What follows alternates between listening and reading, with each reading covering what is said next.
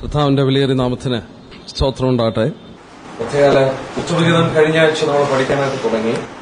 നമ്മൾ ഏകദേശം 11 വാക്യങ്ങൾ ചിന്തിക്കുകയുണ്ടായി. തുടർന്ന് 12ാമത്തെ വാക്യം തുടങ്ങി നമുക്ക് ധ്യാനിക്കാം. 12ാം വാക്യം നമ്മൾ ഇങ്ങനെ വായിക്കുന്നു: രാജാവ് ഭക്ഷണത്തിനിരിക്കുമ്പോൾ എന്റെ ജഡമാംസി സുഗന്ധം പുറപ്പെടുവിക്കുന്നു. എന്റെ പ്രിയൻ എനിക്ക് സ്ഥലങ്ങളുടെ മധ്യേ കിടക്കുന്ന മൂറിൻകെട്ട് പോലെയാകുന്നു. എന്റെ പ്രിയൻ എനിക്ക് എൻഗതി മുന്തിരിത്തോട്ടങ്ങളിലെ മൈലാഞ്ചി പൂക്കുല പോലെ ഇരിക്കുന്നു. എന്റെ പ്രിയ, നീ സുന്ദരി തന്നെ. നിന്റെ കണ്ണ് പ്രാവിന്റെ കണ്ണ് പോലെ ഇരിക്കുന്നു. എന്റെ പ്രിയനെ, നീ സുന്ദരൻ, നീ മനോഹരൻ. നമ്മുടെ കിടക്കയും പച്ചയാകുന്നു. നമ്മുടെ വീടിന്റെ ഉത്തരം ദേവദാരവും കഴുക്കോൾ സരളവൃക്ഷവുമാകുന്നു. ആത്മീയ ഹൃദയകണ്ണുകൾക്ക് വളരെ അനുഗ്രഹിക്കപ്പെട്ട ഭാഗങ്ങളും ചിന്തകളും തരുന്ന ഈ വേദഭാഗം രക്ഷിക്കപ്പെടാത്ത മനുഷ്യന് ഇതിന്റെ ആശയങ്ങൾ മനസ്സിലാക്കുവാൻ കഴിയുകയില്ലെന്ന് മാത്രമല്ല, തെറ്റായ രീതിയിലേക്ക് അവന്റെ മനസ്സിനെ ഒരു പക്ഷെങ്കിൽ പോകുവാനായിട്ട് സാധ്യതയുമുള്ള വേദഭാഗങ്ങളാണ്. എന്നാൽ ദൈവജനത്തെ സംബന്ധിച്ച് കർത്താവും സഭയുമായിട്ടുള്ള സ്നേഹത്തിന്റെ ആഴമേറിയ വാസ്തവത്തിൽ ആ ബന്ധവും സ്നേഹവും മാധുര്യവും അയവിറക്കി നമുക്ക് മനസ്സിലാക്കാൻ കഴിയുന്ന വേദഭാഗങ്ങളാണ്. 12ാം വാക്യത്തില് നമ്മൾ ശ്രദ്ധിക്കുന്നത്, രാജാവ് ഭക്ഷണത്തിരിക്കുമ്പോൾ എന്റെ ജഡമാംസി സുഗന്ധം പുറപ്പെടുവിക്കും. While the king sitteth at his table, my spikenard sendeth forth its fragrance. ഇത് വളരെ അനുഗ്രഹിക്കപ്പെട്ട ഒരു കൂട്ടായ്മയുടെ സന്ദർഭമാണ്. വെളിപ്പാട് ദിവസം 3:20 കർത്താവ് പറഞ്ഞു, ആരെങ്കിലും എന്റെ ശബ്ദം കേട്ട് വാതിൽ തുറന്നാൽ ഞാൻ അവനോടും അവൻ എന്നോടും കൂടെ അത്താഴം കഴിക്കും. ഒന്നിച്ച് ഭക്ഷിക്കുക എന്ന് പറഞ്ഞാൽ കൂട്ടായ്മയെ കാണിക്കുന്നു. ഒരു മേശയിൽ ഇരിക്കുക കൂട്ടായ്മയെ കാണിക്കുന്നു. മെഫിബോശത്തിനോട് ദാവീദ് ആവശ്യപ്പെട്ടു, നീ എന്റെ മേശയിൽ നിത്യം ഭക്ഷണം കഴിക്കണം. വാസ്തവത്തിൽ മെഫിബോശത്തിനോട് ആ ഭാഗം ശ്രദ്ധിച്ചാൽ എല്ലാ അനുഗ്രഹങ്ങളും കൊടുത്തിട്ട് അവന്റെ അപ്പന്റെ നിലം കൊടുത്തു. സീബയുടെ ഭവനത്തിലുള്ളവർ ഭൃത്യന്മാരായി. ദാവീദ് അവനോട് വളരെ കരുണ കാണിച്ചു. ദാവീദ് അവനോട് ആകെ ആവശ്യപ്പെട്ട ഒറ്റ കാര്യം ആ മേശയിൽ ഭക്ഷിക്കണമെന്ന് മാത്രമാണ്. ഇംഗ്ലീഷിൽ വായിച്ചാൽ thou shall eat continually at my table. And that was a command. ദാവീദ് മെഫിബോശത്തിനോട് പറഞ്ഞ ഒരു കമാൻഡ്, നീ എന്റെ മേശയിൽ ഭക്ഷണം കഴിക്കണം. thou shall eat continually at my table. ദാവീദ് ആ പറഞ്ഞതുപോലെ തന്നെ കർത്താവ് എന്റെ ശിഷ്യന്മാരോട് പറഞ്ഞു, നിങ്ങൾ എന്റെ ഓർമ്മയ്ക്കായി ഇത് ചെയ്യണം.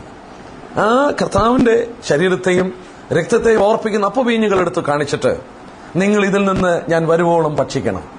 ദാവീദ് മെഫിബോശത്തിനോട് പറഞ്ഞത് thou shall eat continually at my table. ഇവിടെ വാസ്തവത്തിൽ ആ ഒരു അനുഗ്രഹിക്കപ്പെട്ട കൂട്ടായ്മയുടെ ചിത്രമാണ്. സഭയും ക്രിസ്തുവുമായിട്ടുള്ള അനുഗ്രഹിക്കപ്പെട്ട ആ കൂട്ടായ്മയുടെ സന്ദർഭമാണ് ഇവിടെ കാണിക്കുന്നത്. സഭയോടുള്ള ബന്ധത്തിൽ അനുഗ്രഹിക്കപ്പെട്ട ചിന്തയുമാണ്. നോക്ക, ഇവിടെ രാജാവ് ഭക്ഷണത്തിനിരിക്കുമ്പോൾ while the king sitteth at his table, രാജാവ് അവളോടുള്ള ആ സ്നേഹ ആത്മീക ബന്ധത്തിൽ തൃപ്തനായിരിക്കുന്ന ഒരു സന്ദർഭം. A time of real spiritual Joy, A time of real spiritual communion, A time of real spiritual satisfaction. വാസ്തവത്തിൽ കർത്താവിന്റെ ഹൃദയം കുളിർമ കൊള്ളുന്ന ഒരു സന്ദർഭമാണ്. ഈ വിധത്തിൽ അവന്റെ ജനം അവനോടൊത്ത് ഭക്ഷണം കഴിക്കുമ്പോൾ, കൂട്ടായ്മ ആചരിക്കുമ്പോൾ, അവനോടൊത്ത് മേശയിലായിരിക്കുമ്പോൾ, അവനോടൊത്ത് പ്രമോദിക്കുമ്പോൾ കർത്താവിന്റെ ഹൃദയം സന്തോഷിക്കുകയാണ്. അവന്റെ പ്രയത്നബലം കണ്ട് അവൻ തൃപ്തനാകുകയാണ്. ഇതാണ് രാജാവ് ഭക്ഷണത്തിന് ഇരിക്കുമ്പോൾ. പക്ഷെങ്കിൽ നോക്കാം, ഇത് വളരെ ചിന്തിക്കേണ്ട ഒരു വസ്തുതയാണ്. ഈ മേശ ആരുടെ മേശയാണ്? രാജാവിന്റെ മേശയാണ്. While the king sitteth at his table, sitteth at his table, അവന്റെ മേശയിൽ ഇരിക്കുമ്പോൾ എന്നാണ് കർത്താവ് തന്റെ മേശയെ കുറിച്ച് പറഞ്ഞു. കർത്താവിന്റെ മേശയാണ്, നമ്മുടെ ആരുടെ അല്ലേ. ഈ മേശയിലേക്ക് നമുക്ക് സ്വാഗതം കിട്ടിയിരിക്കുകയാണ്. ദാവീദിന്റെ മേശയിലേക്ക് മെഫിബോശത്തിന് സ്വാഗതം കിട്ടിയിരിക്കുകയാണ്. ഇവിടെ നോക്കുക, ഈ മേശയെക്കുറിച്ച് നമ്മൾ ഓർത്തു, ഈ രാജാവ് ആരാണ്? ശലോമോനാണ്. ശലോമോനാണ്. ഈ ശലോമോന്റെ മേശയെക്കുറിച്ച് വചനത്തിൽ ഒരുപാട് പഠിക്കാനുണ്ട്. നമുക്ക് അല്പസമയം അവിടേക്കൊന്ന് ഇറങ്ങി നോക്കാം. രാജാവിന്റെ ശലോമോന്റെ മേശയെക്കുറിച്ച് തിരുവചനത്തിൽ പറയുന്ന ചില ഭാഗങ്ങള് നമ്മുടെ കർത്താവിന്റെ മേശയുള്ള ബന്ധത്തിൽ നമുക്ക് ചിന്തിക്കാൻ കഴിയുന്നതാണ്. 1 രാജാക്കന്മാർ 4-ാം അധ്യായം എടുക്കാം. 1 രാജാക്കന്മാർ 4-ാം അധ്യായം. രാജാവിന്റെ മേശ അത് ശലോമോന്റെ മേശയാണ്. 1 രാജാക്കന്മാർ 4-ാം അധ്യായം പരിശുദ്ധാത്മാവിനാൽ രചിക്കപ്പെട്ട ഈ ഭാഗങ്ങളിൽ ആ മേശയെക്കുറിച്ച് പറഞ്ഞിരിക്കുന്നത് ശ്രദ്ധിക്കുക. 1 രാജാക്കന്മാർ 4:22 തൊട്ടുള്ള വാക്യം, ശലോമോന്റെ നിത്യച്ചെലവ് ദിവസം 1-ന് 30 പറ നേരിയ മാവ്, 60 പറ സാധാരണ മാവ്, മാൻ, ഇളമാൻ, പ്ലാവ്, പുഷ്ടിപുരുത്തിയ പക്ഷികൾ എന്നിവ കൂടാതെ തടിപ്പിച്ച 10 കാളയും മേച്ചുപ്പുറത്ത് 20 കാളയും 100 ആടുമായിരുന്നു. ശ്രദ്ധിച്ചോ? അതിന് 10:5 കൂടെ നോക്കണം. ഒരു കാര്യം ഞാൻ ചൂണ്ടിക്കാണിക്കാം. 10:5, അവൻ പണിത അരമനയും അവന്റെ മേശയിലെ ഭക്ഷണവും അവന്റെ ഭൃത്യന്മാരുടെ ഇരിപ്പും അവന്റെ ശുശ്രൂഷകന്മാരുടെ നിലയും അവരുടെ ഉടുപ്പും അവന്റെ പാനപാത്രവാഹന്മാരെ യഹോവയുടെ ആലയത്തിലേക്കുള്ള അവന്റെ എഴുന്നള്ളത്തും കണ്ടിട്ട് അമ്പരന്ന് പോയി. ശേബരാജ്ഞി ആ രാജാവിന്റെ മേശയിലെ ഭക്ഷണങ്ങളും വിഭവങ്ങളും കണ്ടിട്ട് അമ്പരന്ന് പോയി. എന്നാൽ 4-ാം അധ്യായത്തിൽ ആ മേശയിൽ വിളമ്പുന്ന വിഭവം എന്തെന്നുള്ളത് എടുത്തു പറഞ്ഞു. നമ്മളൊന്ന് ശ്രദ്ധിച്ചു നോക്കിയേ. ശലോമോന്റെ നിത്യ ചെലവ് 30 പറ നേരിയ മാവ്. ഈ മേശയെക്കുറിച്ച് പഠിച്ചു നോക്കിയാൽ അവിടെ മീൻ വിളമ്പുന്നില്ലേ? അവിടെ വിളമ്പുന്നത് എന്തെന്ന് പറഞ്ഞു. അവിടെ വിളമ്പുന്നത് ഒന്നുകിൽ അത് മാവ് കൊണ്ടുള്ള ഭക്ഷണവും അല്ലെങ്കിൽ അത് മാംസം കൊണ്ടുള്ള ഭക്ഷണവുമാണ്. ആണോ? യെസ്. ഒന്ന് ശ്രദ്ധിച്ചു നോക്കിയേ. ശലോമോന്റെ മേശയിൽ വന്ന ഭക്ഷണം ഒന്നുകിൽ അത് മാവ് കൊണ്ടുള്ള ഭക്ഷണമാണ്, അല്ലെങ്കിൽ അത് മാംസം കൊണ്ടുള്ള ഭക്ഷണമാണ്. മറ്റൊന്നും അവിടെ വന്നില്ലേ? ഇതെന്തുകൊണ്ടാണ് ഇതിങ്ങനെ സംഭവിച്ചിരിക്കുന്നത്? നമ്മളിത് വചനത്തെ ശ്രദ്ധിച്ചു നോക്കിയാൽ യാഗങ്ങളെ കുറിച്ച് പഠിച്ചിട്ടുള്ളവർക്കും പഠിക്കുന്നവർക്കും അറിയാം. 5 യാഗങ്ങൾ പറഞ്ഞിട്ടുണ്ടെങ്കിലും ഈ യാഗങ്ങളിൽ യാഗപീഠത്തിൽ അർപ്പിക്കുന്നത് ഈ 2 വസ്തുതയാണ്. ഒന്നുകിൽ മാവ് കൊണ്ടുള്ളത്, അതാണ് ലേവ്യർ 2 ഭോജനയാഗം, മീൽ ഓഫറിംഗ്. മാവ് നേരിട്ട് കൊണ്ടുവരാം, മാവ് വടയായിട്ടോ ദോശയായിട്ടോ അർപ്പിക്കാം. ഒന്നുകിൽ ആ മാവ് അല്ലെങ്കിൽ മാംസം, മൃഗത്തെയാണ് അർപ്പിക്കുന്നത്. മാത്രമല്ല വീണ്ടും ലേവ്യ പുസ്തകം 8-ാം അധ്യായത്തിൽ വരുമ്പോൾ കരപൂരണ യാഗത്തെക്കുറിച്ച് പറയുന്നുണ്ട്. പുരോഹിതന്മാരുടെ consecration, sacrifice, ram of consecration, കരപൂരണ യാഗം, കരത്തെ പൂരിപ്പിക്കുന്ന യാഗം. പൗരോഹിത്യ ശുശ്രൂഷയ്ക്ക് മുമ്പ് അവരുടെ കരങ്ങളിൽ കൊട്ടയിൽ നിന്ന് അപ്പവും അവർക്ക് വേണ്ടി അർപ്പിക്കപ്പെട്ട യാഗവസ്തുക്കളുടെ മാംസവും ഒക്കെ കയ്യിലെടുത്ത് നിറയ്ക്കുകയാണ്. ഈ കരങ്ങൾ ദൈവത്തിന്റെ ശുശ്രൂഷ ചെയ്യുവാൻ തുടങ്ങുന്നതിന് മുമ്പ് അവരുടെ കരം ആ അപ്പം കൊണ്ടും ആ മാംസം കൊണ്ടും നിറയ്ക്കുകയാണ്, കരപൂരണം ചെയ്യുകയാണ്, പൂരണം ചെയ്യുകയാണ്, കോൺസെക്രേറ്റ് ചെയ്യുകയാണ്. എന്തുകൊണ്ടാണ് ഈ ഭാഗങ്ങളെല്ലാം ഒന്നുകിൽ മാവ് അല്ലെങ്കിൽ മാംസം? ഇനി നമുക്ക് നമ്മുടെ കർത്താവിന്റെ മേശ ഓർക്കാം. ഈ മേശയിൽ വരുന്ന 2 വസ്തുത എന്താണ്? ഒന്നുകിൽ ആ ബ്രെഡ്, അതപ്പം, അല്ലെങ്കിൽ രക്തം ആ ശരീരത്തോടുള്ള ബന്ധത്തിൽ കാണിക്കുന്നു. എന്റെ പ്രിയപ്പെട്ടവരെ, ദൈവവിശ്വാസിയായ വചനത്തിന്റെ മഹത്വം ശ്രദ്ധിക്കുക. നമ്മൾ കർത്താവിന്റെ മേശയിൽ വരുമ്പോൾ, യേശുക്രിസ്തുവിനോടുകൂടെ ഭക്ഷണം കഴിക്കാൻ വരുമ്പോൾ അവിടെ വിളമ്പുന്ന വസ്തുതകൾ ഒന്നുകിൽ അവന്റെ ജീവിതം, ആ ജീവിതത്തെ വരച്ചു കാണിക്കുന്ന ഭോജനയാകും ബ്രെഡ്, അല്ലെങ്കിൽ അവന്റെ മരണത്തെ വരച്ചു കാണിക്കുന്നു. സ്തോത്രം. ഒന്ന് ചിന്തിച്ചു നോക്കിയേ. ഈ 2 എണ്ണം അല്ലാതെ ആ മേശയിൽ നമ്മൾ വേറെയൊന്നും കൊണ്ടുവരുന്നില്ല. ആരാധന എന്ന് പറയുമ്പോൾ രാജാവിനോടൊത്ത് മേശയിൽ പങ്കെടുക്കുമ്പോൾ അവിടെ സാക്ഷ്യം പറയുന്ന സമയമല്ലേ? അവിടെ നമ്മൾ വാസ്തവത്തിൽ എന്നെ അനുഗ്രഹിക്കണമെന്ന് പറയുന്ന സമയമല്ലേ? അവിടെ രാജാവിന്റെ മേശയിൽ വിളമ്പുന്ന വിഭവങ്ങളുള്ള ബന്ധത്തിൽ രാജാവിനുള്ള കൂട്ടായ്മയാണ്. നമുക്ക് കൂട്ടായ്മ അവിടെയാണ്. ആരാധനയുടെ മനോഹരമായ മറ്റൊരു ചിത്രം ഇവിടെ കാണുകയാണ്. കർത്താവിനെ ആരാധിക്കാൻ വരുമ്പോൾ ആ മേശയിൽ വിളമ്പുന്നത് ഒന്നുകിൽ അവന്റെ ജീവിതം അല്ലെങ്കിൽ അവന്റെ മരണം. ശലോമോന്റെ മേശയെക്കുറിച്ച് അത് വായിക്കുന്നു. ഇത് ചിന്തിച്ചപ്പോൾ വേറൊരു കാര്യം കൂടെ ഞാൻ ഓർത്തു. 1 രാജാക്കന്മാർ 4-ാം അധ്യായത്തിന്റെ 27 നോക്കട്ടെ. 27 യെസ്. കാര്യക്കാരന്മാരിൽ ഓരോരുത്തരും ഓരോ മാസത്തേക്ക് ശലോമോൻ രാജാവിന്റെ പന്തിഭോജനത്തിന് കൂട്ടുന്ന എല്ലാവർക്കും വേണ്ടുന്ന ഭോജന പദാർത്ഥങ്ങൾ കുറവ് കൂടാതെ എത്തിച്ചു കൊടുക്കും. അതിന്റെ 7-ാം വാക്യം, രാജാവിനും രാജഗൃഹത്തിനും ഭോജന പദാർത്ഥങ്ങൾ എത്തിച്ചു കൊടുപ്പാൻ ശലോമോൻ ഇസ്രായേലിലൊക്കെയും 12 കാര്യക്കാരന്മാരുണ്ടായിരുന്നു. 12 കാര്യക്കാര് ആ മേശയിൽ ഒന്നിനും കുറവില്ലാതെ എത്തിച്ചുകൊണ്ടിരുന്നു. ആ എത്തിച്ചു കൊടുത്തത് അവന്റെ മേശയിൽ വിളമ്പുന്ന മാവ് കൊണ്ടുള്ള ഭോജനം അല്ലെങ്കിൽ മാംസം കൊണ്ടുള്ള ഭോജനം. കർത്താവിന്റെ ദാസന്മാരുള്ള ബന്ധത്തിൽ, ശുശ്രൂഷകളുടെ ബന്ധത്തിൽ വളരെ ചിന്തിക്കേണ്ട കാര്യമാണ്. അപ്പൊ നമ്മളെ ആ മേശയുള്ള ബന്ധത്തിൽ ആദ്യം ചിന്തിച്ച കാര്യം ഇതാണ്. ഇത് രാജാവും അവളുമായിട്ടുള്ള കൂട്ടായ്മ, ആ മേശയിൽ വിളമ്പുന്ന ഭക്ഷണം. നോക്കുക, ഇത് ദൈവത്തോടുള്ള കൂട്ടായ്മയുടെ ഒരു ചിത്രമാണ്. ഞാൻ ആ ഭാഗത്തിലേക്ക് കടക്കുന്നില്ല, നമ്മൾ അല്പം ഡീറ്റെയിൽ ആയിട്ട് പോകും. പിന്നെ ഇവിടെ നമ്മൾ ശ്രദ്ധിച്ചാട്ടെ, ഇങ്ങനെ ഈ രാജാവുമായിട്ടുള്ള കൂട്ടായ്മയിലെ മേശയിലിരിക്കുമ്പോൾ അവൾ പറയുകയാണ്, എന്റെ ജഡമാംസി സുഗന്ധം പുറപ്പെടുവിക്കും. My spikenards sendeth forth it fragrance. വചനത്തിൽ പഠനം നടത്തേണ്ടതായിട്ടുണ്ട്. എന്താന്ന് ചോദിച്ചാൽ, പഴയ നിയമത്തിൽ ഈ ജഡമാംസയെക്കുറിച്ച് ആകെ പറഞ്ഞിരിക്കുന്ന ഉത്തമഗീതത്തിലേ ഉള്ളൂ. പുതിയ നിയമത്തിലുണ്ട്. പഴയ നിയമത്തിൽ ആകെ പറഞ്ഞിരിക്കുന്ന 2 സ്ഥലത്തേ ഉള്ളൂ. ഒന്ന് ഉത്തമഗീതം 1:12 മറ്റൊന്ന് 4:13. 4:13 നിന്റെ ചിനപ്പുകൾ വിശിഷ്ടഫലങ്ങളോടുകൂടിയ മാതളത്തോട്ടവും മൈലാഞ്ചോടുകൂടിയ ജഡമാംസയും. പഴയ നിയമത്തിൽ ഈ 2 ഭാഗത്തല്ലാതെ ഈ ജഡമാംസ അല്ലെങ്കിൽ സ്പെക്കിനാഡിനെ കുറിച്ച് പറയുന്നില്ലേ? ഇത് പുതിയ നിയമത്തിൽ വരുമ്പോൾ വളരെ വിലയേറിയ സ്വച്ഛ ജഡമാംസി തൈലമെന്നാണ് വായിക്കുന്നത്. നമുക്ക് ആ ഭാഗം എടുക്കാം, അവിടെ നോക്കാം. എന്നാൽ ഈ ജഡമാംസി ഇത്ര വില പിടിക്കാൻ കാരണം എന്നാണെന്നറിയാമോ? ഈ സാധനം ഇന്ത്യയിലുണ്ടാകുന്ന സാധനമാണ്. നോർത്ത് ഇന്ത്യയുടെ ഹിമാലയത്തിന്റെ ചരിവിൽ ഉണ്ടാകുന്ന ഒരു ചെറിയ ചെടിയാണ് ജടമാംസി. അതിന്റെ ഇലയും അതിന്റെ കമ്പുകളൊക്കെ പൂട പോലെ ഇരിക്കും, പൂട കൊണ്ട് കവർ ചെയ്തിരിക്കുക, രോമം പോലെ. അത് മുഴുവൻ എടുത്ത് വാറ്റിയൊക്കെ അതിൽ നിന്ന് ഓയിൽ എക്സ്ട്രാക്ട് ചെയ്യും. അതാണ് ജടമാംസി തൈലം. അത് ഹിമാലയത്തിന്റെ സാനുക്കളിൽ നോർത്ത് ഇന്ത്യയിൽ മാത്രമേ ഈ സാധനം ലോകത്തിൽ ഉണ്ടാകുന്നുള്ളതാണ്. അപ്പോൾ അതിന്റെ വാറ്റിയെടുത്ത വസ്തുത വളരെ വിലപിടിപ്പുള്ള ഒരു ഓയിലാണ്, വളരെ സൗരഭ്യമുള്ള ഓയിലാണ്. ഞരമ്പ് രോഗങ്ങൾക്ക് വേണ്ടി അത് ഉപയോഗിച്ചിരുന്ന ഓയിലാണ്. കർത്താവിന്റെ ക്രൂശുമരണത്തോടുള്ള ബന്ധത്തിൽ മറിയ അത് അർപ്പിക്കുന്നതായിട്ട് നമ്മൾ പുതിയ നിയമത്തിൽ വായിക്കും. പുതിയ നിയമത്തിൽ പിന്നീട് ഇതിനെക്കുറിച്ച് റെഫറൻസ് വരുന്നത് കർത്താവിന്റെ ക്രൂശുമരണത്തോടുകൂടെ മറിയ അത് അർപ്പിക്കുന്ന സംഭവമാണ്. ലൂക്കോസ് 10:39 മറിയ എന്നൊരു സഹോദരി ഉണ്ടായിരുന്നു. അവൾ കർത്താവിന്റെ കാൽക്കലിരുന്ന് അവന്റെ വചനം കേട്ടുകൊണ്ടിരുന്നു. ഈ മറിയ കാൽക്കൽ വന്നിരുന്ന് കേൾക്കുകയാണ്. കർത്താവിന്റെ ക്രൂശുമരണത്തെക്കുറിച്ച് പറഞ്ഞത് അവൾക്ക് മനസ്സിലായി. ശിഷ്യന്മാരുടെ കാതുകളിൽ ആ ശബ്ദം വീണിട്ട് അവർക്ക് മനസ്സിലായില്ല. കർത്താവിന്റെ മരണം അടുത്തൊന്നും മരണത്തെക്കുറിച്ചുള്ള അറിവ് മറിയക്കുണ്ടായി. മറിയ വളരെ വില കൊടുത്ത് മേടിച്ചു വെച്ചിരുന്ന ഒരു സാധനമാണ് ഈ സ്വച്ഛജടമാംസി തൈലം. തിരുവചനത്തിൽ വായിക്കുന്നുണ്ട് വിലയേറിയ തൈലം. ആ വിലയേറിയ തൈലം എന്ന് തന്നെ യോഹന്നാന്റെ സുവിശേഷം 12 നമ്മൾ വരുമ്പോൾ അതിന്റെ വില അറിയാം. 12:3 അപ്പോൾ മറിയ വിലയേറിയ സ്വച്ഛജടമാംസി തൈലം ഒരു രാത്രിയെടുത്ത് യേശുവിന്റെ കാലിൽ പൂശി തന്റെ തലമുടി കൊണ്ട് കാൽ തോർത്തി. അതിന്റെ 5-ാം വാക്യം, ഈ തൈലം 300 വെള്ളിക്കാശിന് വിറ്റ് ധനന്മാർക്ക് കൊടുക്കാമായിരുന്നു. അപ്പോൾ നോക്കിയേ, ആ തൈലത്തിന്റെ വില 300 വെള്ളിക്കാശാണ്. നമ്മൾ മത്തായി 20:2 വരുമ്പോൾ 1-2 വരുമ്പോൾ ഒരു ദിവസത്തേക്ക് 1 വെള്ളിക്കാശ് കൂലി പറഞ്ഞൊത്തു. അപ്പോൾ 300 വെള്ളിക്കാശ് എന്ന് പറഞ്ഞാൽ 300 മാൻ പവർ, ഒരു വർഷം ഒരു പുരുഷൻ ജോലി ചെയ്താൽ കിട്ടുന്ന പണമാണ് 300 വെള്ളിക്കാശ്. മറിയ ആ തൈലം കർത്താവിന്റെ പാദത്തിൽ പൂശാൻ എടുക്കുമ്പോൾ അതിന്റെ വിലയൊന്ന് ചിന്തിക്കുക. ഒരു ദിവസത്തെ കൂലി 1 വെള്ളിക്കാശാണ്. 300 വെള്ളിക്കാശിന് വിറ്റ് കൊടുക്കാന്ന് പറയുമ്പോൾ ഒരു പുരുഷൻ ഒരു വർഷം അധ്വാനിക്കുന്ന പണമാണ് ആ തൈലത്തിന്റെ വില. അതാണ് അതിന് വിലയേറിയ തൈലം എന്ന് പറഞ്ഞു. ആ തൈലം കർത്താവിന്റെ മരണത്തെക്കുറിച്ച് മനസ്സിലാക്കിയപ്പോൾ അവൾ ഭരണി പൊട്ടിച്ച് കർത്താവിൽ അത് പൂശുകയാണ്. കർത്താവ് പിന്നീട് പറഞ്ഞു, ഇത് എന്റെ മരണത്തിനായിട്ട് അവള് വെച്ചാണെന്ന് പറഞ്ഞു. അതിന് കാരണം എന്താണെന്ന് ചോദിച്ചാൽ, ഈ മറിയയ്ക്ക് കർത്താവിനെ കുറിച്ച് മനസ്സിലാക്കാൻ കഴിഞ്ഞു, കർത്താവിന്റെ മരണത്തെക്കുറിച്ച് മനസ്സിലാക്കാൻ കഴിഞ്ഞു. അതുകൊണ്ട് കർത്താവിന്റെ മരണത്തിന് മുന്നിൽ അവൾക്ക് ചെയ്യാൻ കഴിഞ്ഞത് അവൾ ചെയ്തു. എന്നാൽ എന്നെ ചിന്തിപ്പിച്ചൊരു കാര്യം മർക്കോസ് 16 നിർത്താട്ടെ. മർക്കോസ് 16. പിന്നെ ചില സ്ത്രീകൾ കർത്താവിനെ പൂശാൻ പോയി.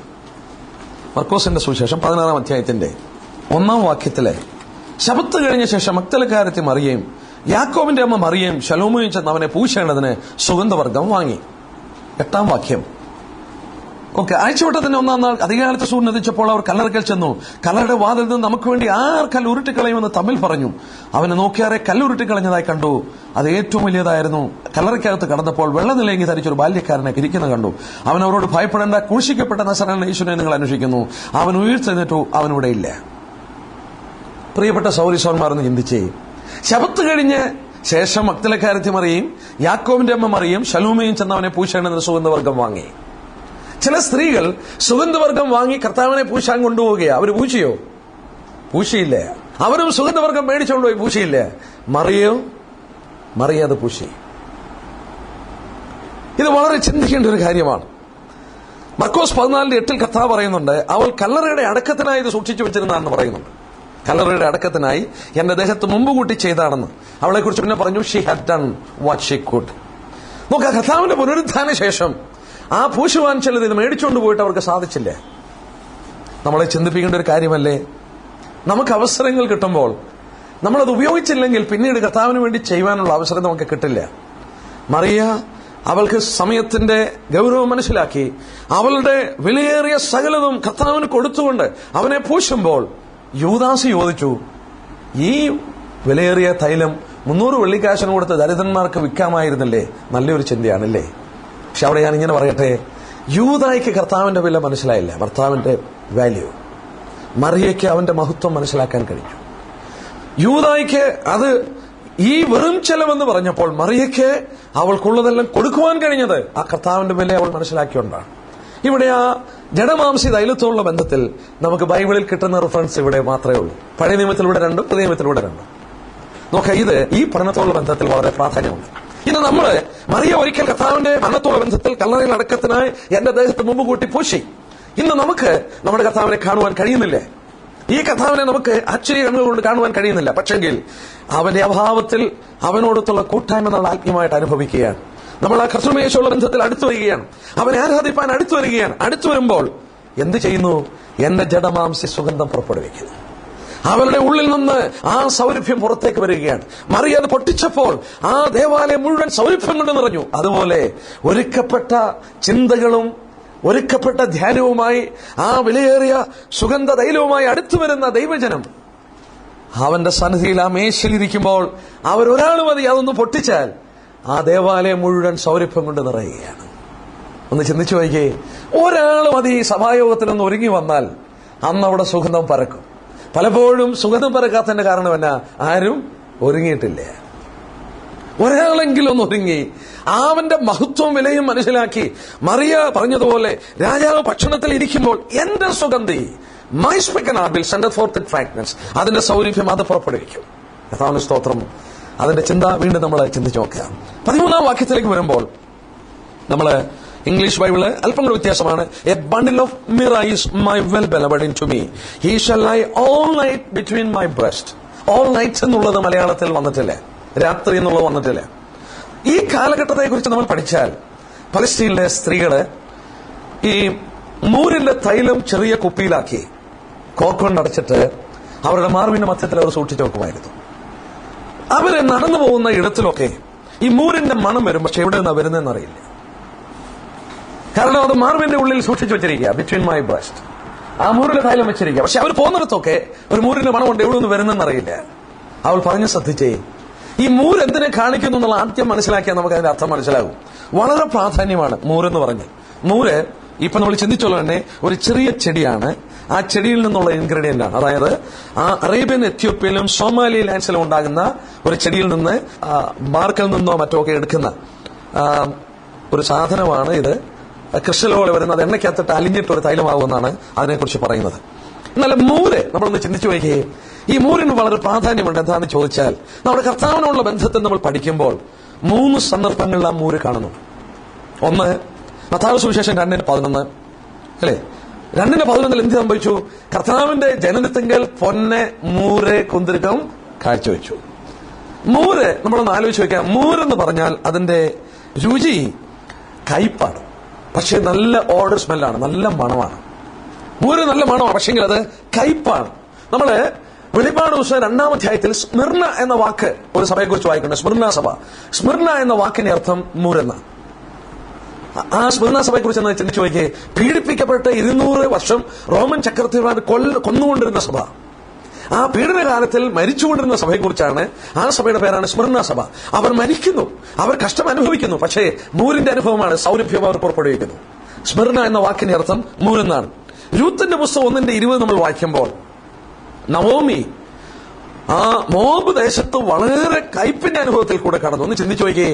ഭർത്താവ് മരിച്ചുപോയി, 2 പുത്രന്മാർ മരിച്ചുപോയി. അവൾ പറയുന്ന വാക്ക് ശ്രദ്ധിക്കണം, എന്നെ ഇനി നവോമി എന്ന് വിളിക്കരുത്. സർവശക്തൻ എന്നോട് കയ്പായി ഇടപെട്ടുകൊണ്ട് എന്നെ മാറ എന്ന് വിളിക്കുകയും. മാറ എന്ന വാക്കിന്റെ അർത്ഥം മൂരെന്നാണ്. എന്നെ മൂരെന്ന് വിളിക്കുക, കയ്പെന്ന് വിളിക്കുക. Almighty has delt with me bitterly. എന്നോട് സർവശക്തൻ കയ്പായിട്ട് ഇടപെട്ടുകൊണ്ട് എന്നെ മാറ എന്ന് വിളിക്കുക. അപ്പൊ മാറി എന്നുള്ളത് കയ്പിന്റെ അനുഭവമാണ്, പക്ഷെ സൗരഭ്യം പരത്തുന്നതാണ്. നമ്മുടെ കർത്താവിന്റെ ജനനത്തിങ്കൽ നമ്മൾ വായിച്ചു, അവിടെ ചിന്തിച്ചു, അവിടെ മൂര് കാഴ്ചവെച്ചു. 2 കർത്താവിന്റെ കുരിശുകരണ സമയം മർക്കോസ് 15:23 അവന് മൂര് കലയ്ക്ക് വീഞ്ഞ് കുടിപ്പാൻ കൊടുത്തു. മൂര് കലയ്ക്ക് വീഞ്ഞ് കർത്താവിന് കുടിക്കാൻ കൊടുത്തെന്ന മർക്കോസ് 15:23. പിന്നീട് കർത്താവിന്റെ ശവസംസ്കാര വേളയിൽ യോഹന്നാൻ 19:39 നിക്കോദിമോസും യോസഫും കൂടെ 100 റാത്തൽ മൂരും മറ്റും മേടിച്ചോണ്ടു. യോഹന്നാൻ 19:39. അപ്പോൾ ഇവിടെ നിന്ന് ചിന്തിച്ച് കർത്താവിന്റെ ജനനത്തിങ്കല്, കർത്താവിന്റെ മരണവേളയില്, കർത്താവിന്റെ ശവസംസ്കാരത്തിൽ ഈ മൂര് കാണുന്നു. മൂര് കാണിക്കുന്ന എന്തിനാണെന്ന് അറിയാമോ? Suffering love. Suffering love. കർത്താവിന്റെ ജനനത്തിങ്കൽ അത് കാഴ്ചവെച്ചതിന്റെ കാരണം എന്നാ? ഗോൽഗൊത്തയെ മുന്നിൽ കണ്ടുകൊണ്ടാണ്, അവൻ നമുക്ക് വേണ്ടി കഷ്ടം അനുഭവിക്കുന്നത് കണ്ടുകൊണ്ടാണ് ആ മൂര് ജനനത്തിങ്കൽ അവൻ കാഴ്ചവെക്കുന്നത്. ഗോൽഗൊത്തയെ കണ്ടുകൊണ്ടാണ്. ആ ഗോൽഗൊത്തയിൽ ദാഹിച്ചപ്പോൾ അവൻ കയ്പ് കുടിക്കാൻ കൊടുത്തു, മൂര് കുടിക്കാൻ കൊടുത്തു. അവന്റെ ശവസംസ്കാരത്തിൽ മൂരിൽ അവൻ പൊതിയപ്പെട്ടു. അവൻ നമ്മോടുള്ള സ്നേഹത്തിന്റെ ഫലമായി അവൻ അനുഭവിച്ച കഷ്ടത്തിന്റെ സിമ്പിളാണ് മൂര്. ഇനി കർത്താവ് മടങ്ങി വരും രാജാവായിട്ട്. അന്ന് കർത്താവിന് കാഴ്ചവെക്കുമ്പോൾ നമ്മളിപ്പം ചിന്തിച്ചും പൊന്നും മൂരും കുന്തിർക്കം കാഴ്ചവെച്ചു. ഇനിയും കർത്താവ് വരുമ്പോൾ എന്താ കാഴ്ചവെക്കുന്നത് നോക്കി. ഈ ദൈവവിശ്വാസിയാണ് വചനം ഒന്ന് ചൂണ്ടിക്കാണിക്കാൻ ഞാൻ കാണിക്കാം. യെശയ്യാവ് 60:5-6 വാക്യം വായിച്ചു നോക്കി. ദൈവജനത്തിന്റെ ദൈവശാസ്ത്രീയത കാണിക്കാം. ഈ ഓരോ പദങ്ങളും അതിന്റെ മീനിങ് വന്നിരിക്കുന്നു നോക്കി. യെശയ്യാവ് 60:5-6 വാക്യം. കർത്താവിന്റെ ഒന്നാം വരവിൽ പൊന്നും മൂരും കുന്തിർക്കവും കാഴ്ചവെച്ചു. കർത്താവിന്റെ രണ്ടാം വരവിലോ? അപ്പോൾ നീ കണ്ടാൽ ശോഭിക്കും, നിന്റെ ഹൃദയം പടച്ച് വികസിക്കും, സമുദ്രത്തിന്റെ ധനം നിന്റെ അടുക്കൽ ചേരും, ജാതികളുടെ സമ്പത്ത് നിന്റെ അടുക്കൽ വരും. ഒട്ടകങ്ങളുടെ കൂട്ടവും മിദ്യാനിലെയും ഏഫയിലെയും ചുറ്റൊട്ടകങ്ങളും നിന്നെ മൂടും. ശേബയിൽ നിന്ന് അവർക്കെയും വരും. പൊന്നും കുന്തിരിക്കവും അവർ കൊണ്ടുവന്ന് യഹോവയുടെ സ്തുതിയെ ഘോഷിക്കും. കണ്ടോ, പൊന്നും മൂരും കൊണ്ടൊരു കർത്താവിന്റെ ശാസ്ത്രാർത്ഥ വാഴ്ചയിൽ രാജാവ് കയറുമ്പോൾ പൊന്നും കുന്തിരിക്കവും, പക്ഷെ മൂരും കൊണ്ടിരുന്നില്ലേ? കർത്താവിന്റെ വചനം ദൈവവിശ്വാസമാണോ എന്ന് ചിന്തിച്ചേ. കർത്താവിന്റെ ഒന്നാം വരവില് കാഴ്ചവെച്ചപ്പം പൊന്നും മൂരും കുന്തിരിക്കവും ഉണ്ട്.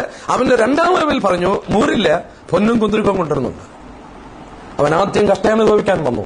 ജനലസകൾ തന്നെ മൂര് കാഴ്ചവെച്ചപ്പോൾ ഗോൽഗൊത്തയെ കണ്ടുകൊണ്ട് അത് കൊടുത്തു. എന്നാൽ ഇനിയും അവൻ കഷ്ടപ്പെടാൻ വരികയല്ല, രാജാവായി വരികയാണ്. അവൻ കാഴ്ച കൊടുക്കുമ്പോൾ മൂര് അവിടെ കൊടുക്കുന്നില്ലേ, പൊന്നും കുന്തിരിക്കവും അവിടെ കൊടുക്കുന്നതായിട്ട് വായിക്കുന്നു. ഇനി നമുക്ക് ഈ ചിന്തയിലേക്ക് ഒന്ന് കടന്നു വന്നാട്ടെ. നമുക്ക് വേണ്ടി അനുഭവിച്ച സ്നേഹത്തിന്റെ കഷ്ടതയുടെ ഓർമ്മയാണ് ആ മൂര്. നമ്മുടെ കർത്താവിന്റെ സഫറിംഗ് ലവിന്റെ സിമ്പിളാണ് മൂര്. അവള് ശൂന്യമി പറയുന്ന ശ്രദ്ധിച്ചാട്ടെ. എ ബണ്ടിൽ ഓഫ് മിറ, മൂരിന്റെ ഒരു കെട്ടാണ് എന്റെ പ്രിയൻ. അവൻ എവിടെ കിടക്കും? He will lie between my breast. ആ ഹൃദയത്തിന്റെ കേന്ദ്രസ്ഥാനത്ത് ഈ രാത്രിവേളയിൽ അവനുണ്ടായിരിക്കും. അതിന്റെ ആശയം എന്താണ്? ഈ കർത്താവിന്റെ കഷ്ടതയുടെ ഓർമ്മ എന്റെ ഹൃദയത്തിന്റെ നടുക്ക് ഞാൻ സൂക്ഷിച്ചു വെച്ചിരിക്കും എപ്പോഴും. രാത്രി വേളയിൽ, ഓൾ നൈറ്റ്. രാത്രി എന്തിനെ കാണിക്കുന്നു? റോമലേഖനം 13:12 വായിക്കുന്നു, രാത്രി കഴിവാറായി. കർത്താവിന്റെ അഭാവമുള്ള ഈ കാലഘട്ടത്തിന് പറഞ്ഞിരിക്കുന്ന പേരാണെന്ത്? രാത്രി. ഈ രാത്രി സമയം, കർത്താവില്ലാത്ത ഈ സമയം, എന്റെ മാർവിന്റെ മധ്യത്തിൽ അവന്റെ സ്നേഹത്തിന്റെ കഷ്ടതയുടെ ഓർമ്മ ഞാൻ സൂക്ഷിക്കും. ഇത് നമുക്ക് വലിയൊരു ചിന്ത തരുന്നത് എന്താണെന്നറിയാമോ? ഈ ശൂന്യമി അവളുടെ ഹൃദയത്തിന്റെ നടുക്ക് ആ കോർക്ക് കൊണ്ട് അടച്ച കുപ്പിക്കകത്ത് മൂര് വെച്ചിട്ടുണ്ട്. ആർക്കും കാണാൻ കഴിയുന്നില്ല. പക്ഷെങ്കിൽ അവൾ നടന്നു പോകുന്നിടത്തെല്ലാം മൂരിന്റെ ഗന്ധം ഉണ്ടായിരിക്കും. ക്രൂശിന്റെ ചിന്ത നമ്മുടെ ഹൃദയത്തിന്റെ ഉള്ളിൽ നമ്മൾ സൂക്ഷിച്ചാൽ, ആ രാവും പകലും കർത്താവിന്റെ അഭാവത്തിൽ ആ രാത്രി മുഴുവൻ എന്റെ ഹൃദയത്തിന്റെ മധ്യഭാഗത്ത്, കേന്ദ്രഭാഗത്ത് എനിക്ക് വേണ്ടി കഷ്ടമൊഴിച്ച കർത്താവിന്റെ ഓർമ്മകൾ സൂക്ഷിച്ചാൽ, ഞാൻ കടന്നു ചെല്ലുന്നിടത്തെല്ലാം ആ ക്രൂശിന്റെ ഒരു ഗന്ധം ഞാൻ കൊടുക്കും. യെസ്, ഒരുപക്ഷെ ഞാൻ പ്രസംഗിച്ച പ്രസംഗം മറന്നേക്കാം, ഒരുപക്ഷെ ഞാൻ പറഞ്ഞതെല്ലാം മറന്നേക്കാം. പക്ഷെങ്കിൽ ഞാൻ പരത്തിയ സൗരഭ്യം, എന്റെ കർത്താവ് എന്നിൽ വസിച്ച് അവന്റെ കഷ്ടതയുടെ ഓർമ്മകൾ എന്റെ ഹൃദയത്തിൽ നിറഞ്ഞ ആ മൂരിന്റെ സുഗന്ധം ആരും മറന്നുപോയില്ല. ആ വലിയ ചിന്ത നമ്മുടെ ഹൃദയത്തിൽ തരികയാണ്. എന്നാൽ അല്പം കൂടെ ആഴമായി പഠിക്കുന്നവർക്ക് നോക്കാം. ഇവിടെ മാറുമെന്ന് ഉപയോഗിക്കുമ്പോൾ വചനത്തിൽ രണ്ട് മാർഗത്തെ ഉത്തമയുത്തുള്ള ബന്ധത്തിൽ പഠിക്കുമ്പോൾ ഫെയ്ത്ത് അല്ല, വിശ്വാസവും സ്നേഹത്തെയാണ് കാണിക്കുന്നത്. 1 തെസ്സലോനിയർ 5:8 നാമോ 11 വിശ്വാസവും സ്നേഹമെന്ന കവചം, breast plate of faith and love. Breast plate, മാർവിനെ മറയ്ക്കുന്ന കവചം, വിശ്വാസവും സ്നേഹവും. രണ്ട് മാർവ് വിശ്വാസത്തെയും സ്നേഹത്തെയും കാണിക്കുന്നു. അത് പഠനത്തിൽ ഒരുപാട് വരും. അപ്പോൾ ഈ ആശയമാണ് അവിടെ പറഞ്ഞിരിക്കുന്നത്. മാർപ്പതക്കം, ബ്രസ്റ്റ് പ്ലേറ്റ്, മാർവിനെ മറയ്ക്കുന്നു. ആ വിശ്വാസവും സ്നേഹം കൊണ്ട് എന്റെ പ്രിയനെ ഞാൻ ആലിംഗനം ചെയ്യും. വിശ്വാസത്താൽ അവനോട് ബന്ധപ്പെടും, സ്നേഹത്താൽ അവനോട് ബന്ധപ്പെടും. അവന്റെ കഷ്ടതയുടെ ഓർമ്മ എന്റെ ഹൃദയത്തിന്റെ മധ്യഭാഗത്തിൽ ഞാൻ സൂക്ഷിക്കും. ഈ രാത്രി മുഴുവൻ ആ ഓർമ്മ എന്റെ ഹൃദയത്തിന്റെ ഉള്ളിൽ ഉണ്ടായിരിക്കും. പ്രിയപ്പെട്ട ദൈവമക്കളെ, ഓർക്കുക, ഈ കർത്താവിന്റെ കഷ്ടതയുടെ ഓർമ്മകൾ നമ്മുടെ ഹൃദയത്തിന്റെ ഉള്ളിൽ സൂക്ഷിക്കുക. 4-ാം അധ്യായത്തിന്റെ 6-ാം വാക്യത്തിൽ വരുമ്പോൾ ഇതിന്റെ മഹത്വപൂർണ്ണമായ മറ്റൊരു ചിത്രം കാണാം. ഉത്തമഗീതം 4:6 വെയിൽ ആറിനിൽ കാണാതെയാകുമ്പോൾ ഞാൻ മൂരിൻ മലയിലും കുന്തിലും ചേർന്നിരിക്കും. അവരുടെ ഡിസിഷനാണ്. എന്താ? അൻറ്റു ദ ഡേ ബ്രേക്സ്, അങ്ങനെ ഇംഗ്ലീഷിൽ അൻറ്റു ദ ഡേ ബ്രേക്സ്, ആ പ്രഭാതം ഉദിക്കുന്നത് വരെ, and the shadows flee away, നിഴലുകൾ മാറിപ്പോകുന്നവരെ, I will get me to the mountain of myrrh, to the hill of frankincense. ആ മൂരിന്റെ മല എന്തിനെ കാണിക്കുന്നത് അറിയാമോ? ഗോൽഗോഥയെ കാണിക്കുന്നു. കഷ്ടതയുടെ ഏറ്റവും പാരമ്യമുള്ള മല ഗോൽഗോത്ത. ശൂന്യമിയോട് പറയുന്നത് 4:6. നമുക്ക് അവിടെ വരുമ്പോൾ ചിന്തിച്ചു നോക്കാം. ആ 4:6 അവൾ പറയുന്നത്, പ്രഭാതം ഉണർന്ന് എന്റെ ജീവിതത്തിന്റെ നെടുകളെല്ലാം മാറുവോളും എന്ന് പറഞ്ഞ കർത്താവിന്റെ വരവിനെയാണ് കാണിക്കുന്നത്. അവൻ വരുവോളും ഞാൻ ആ മൂരിന്റെ മലയോട് ചേർന്നിരിക്കും, ആ ഗോൽഗോത്തായോട് ഞാൻ ചേർന്നിരിക്കും. എന്റെ പ്രിയൻ കഷ്ടമനുഭവിച്ച മലയോട് ഞാൻ ചേർന്നിരിക്കുമെന്ന് അവൾ പറയുകയാണ്. അതാണ് 4:6 വരുന്നത്. നമുക്കത് അവിടെ വരുമ്പോൾ ചിന്തിക്കാം. ആ ഭാഗം നമുക്ക് പിന്നീട് ചിന്തിക്കാം. നമ്മുടെ കർത്താവ് ഇനിയും വരുമ്പോൾ അവന് മൂറ് കൊടുക്കേണ്ട ആവശ്യമില്ല. ജനം കാഴ്ചവെക്കില്ല. അവന് പൊന്നും കുന്തിരക്കവും കാഴ്ച അവൻ രാജാതി രാജാവായിട്ട് വരികയാണ്. ഇത് പറയുമ്പോൾ 14 വാക്യമുണ്ട്. ഇത് എന്റെ പ്രിയൻ എനിക്ക് എൻഗതി മുന്തിരിത്തോട്ടങ്ങളെ മൈലാഞ്ചി പൂക്കുല പോലെയാണ്. എന്റെ പ്രിയൻ എനിക്ക് എൻഗതി മുന്തിരിത്തോട്ടം. My beloved is unto me a cluster of camber in the vineyard of എൻഗതി. നമുക്ക് ഇതൊന്ന് ശ്രദ്ധിക്കണം. എൻഗതിയിലെ മുന്തിരിത്തോട്ടം, അത് അല്പം പഠനം നടത്തിയാൽ അറിയാം. എൻഗതിയെ കുറിച്ചൊന്ന് വായിച്ചു നോക്കാം. 1 ശമൂവേൽ 23 അധ്യായത്തിന്റെ 23-29, 24-1. ശമൂവേൽ ഫെലിസ്ത്യനെ ഓടിച്ചു കളഞ്ഞിട്ട് മടങ്ങി വന്നപ്പോൾ ദാവീദ് എൻഗദി മരുഭൂമിയിൽ ഉണ്ടെന്ന് അവൻ അറിവ്. എൻഗദി മരുഭൂമിയിൽ ഉണ്ടെന്ന് അറിവ് കിട്ടി. ഇതേ എൻഗദി മരുഭൂമിയാണെന്ന് യോശുവ 15:61-ലും 62-ലും ഉണ്ട്. യോശുവ 15:61-ലും 62-ലും എൻഗദി മരുഭൂമിയാണെന്നുണ്ട്. ദാവീദ് പോയി ഒളിച്ചിരുന്ന ഒരിടമാണ് എൻഗദി മരുഭൂമി. അപ്പോൾ മരുഭൂമിയാണ് എൻഗദി. ഇനി നമ്മളൊന്ന് ചിന്തിച്ചു നോക്കി ഇവിടെ പറഞ്ഞിരിക്കുന്നത് എന്താണെന്ന്. ഈ എൻഗദിയിലെ മുന്തിരിത്തോട്ടം, മരുഭൂമിയിലെ മുന്തിരിത്തോട്ടം, ഇത് എന്തിന്റെ റെഫറൻസാ? സഭയാണിത് കാണിക്കുന്നത്. മുന്തിരിത്തോട്ടം മരുഭൂമിയിലാണോ വളരുന്നത്? നമുക്കറിയാം മുന്തിരിത്തോട്ടം എവിടെ വളരുന്നത്? തണുപ്പുള്ള ഇടങ്ങളിലാണ്.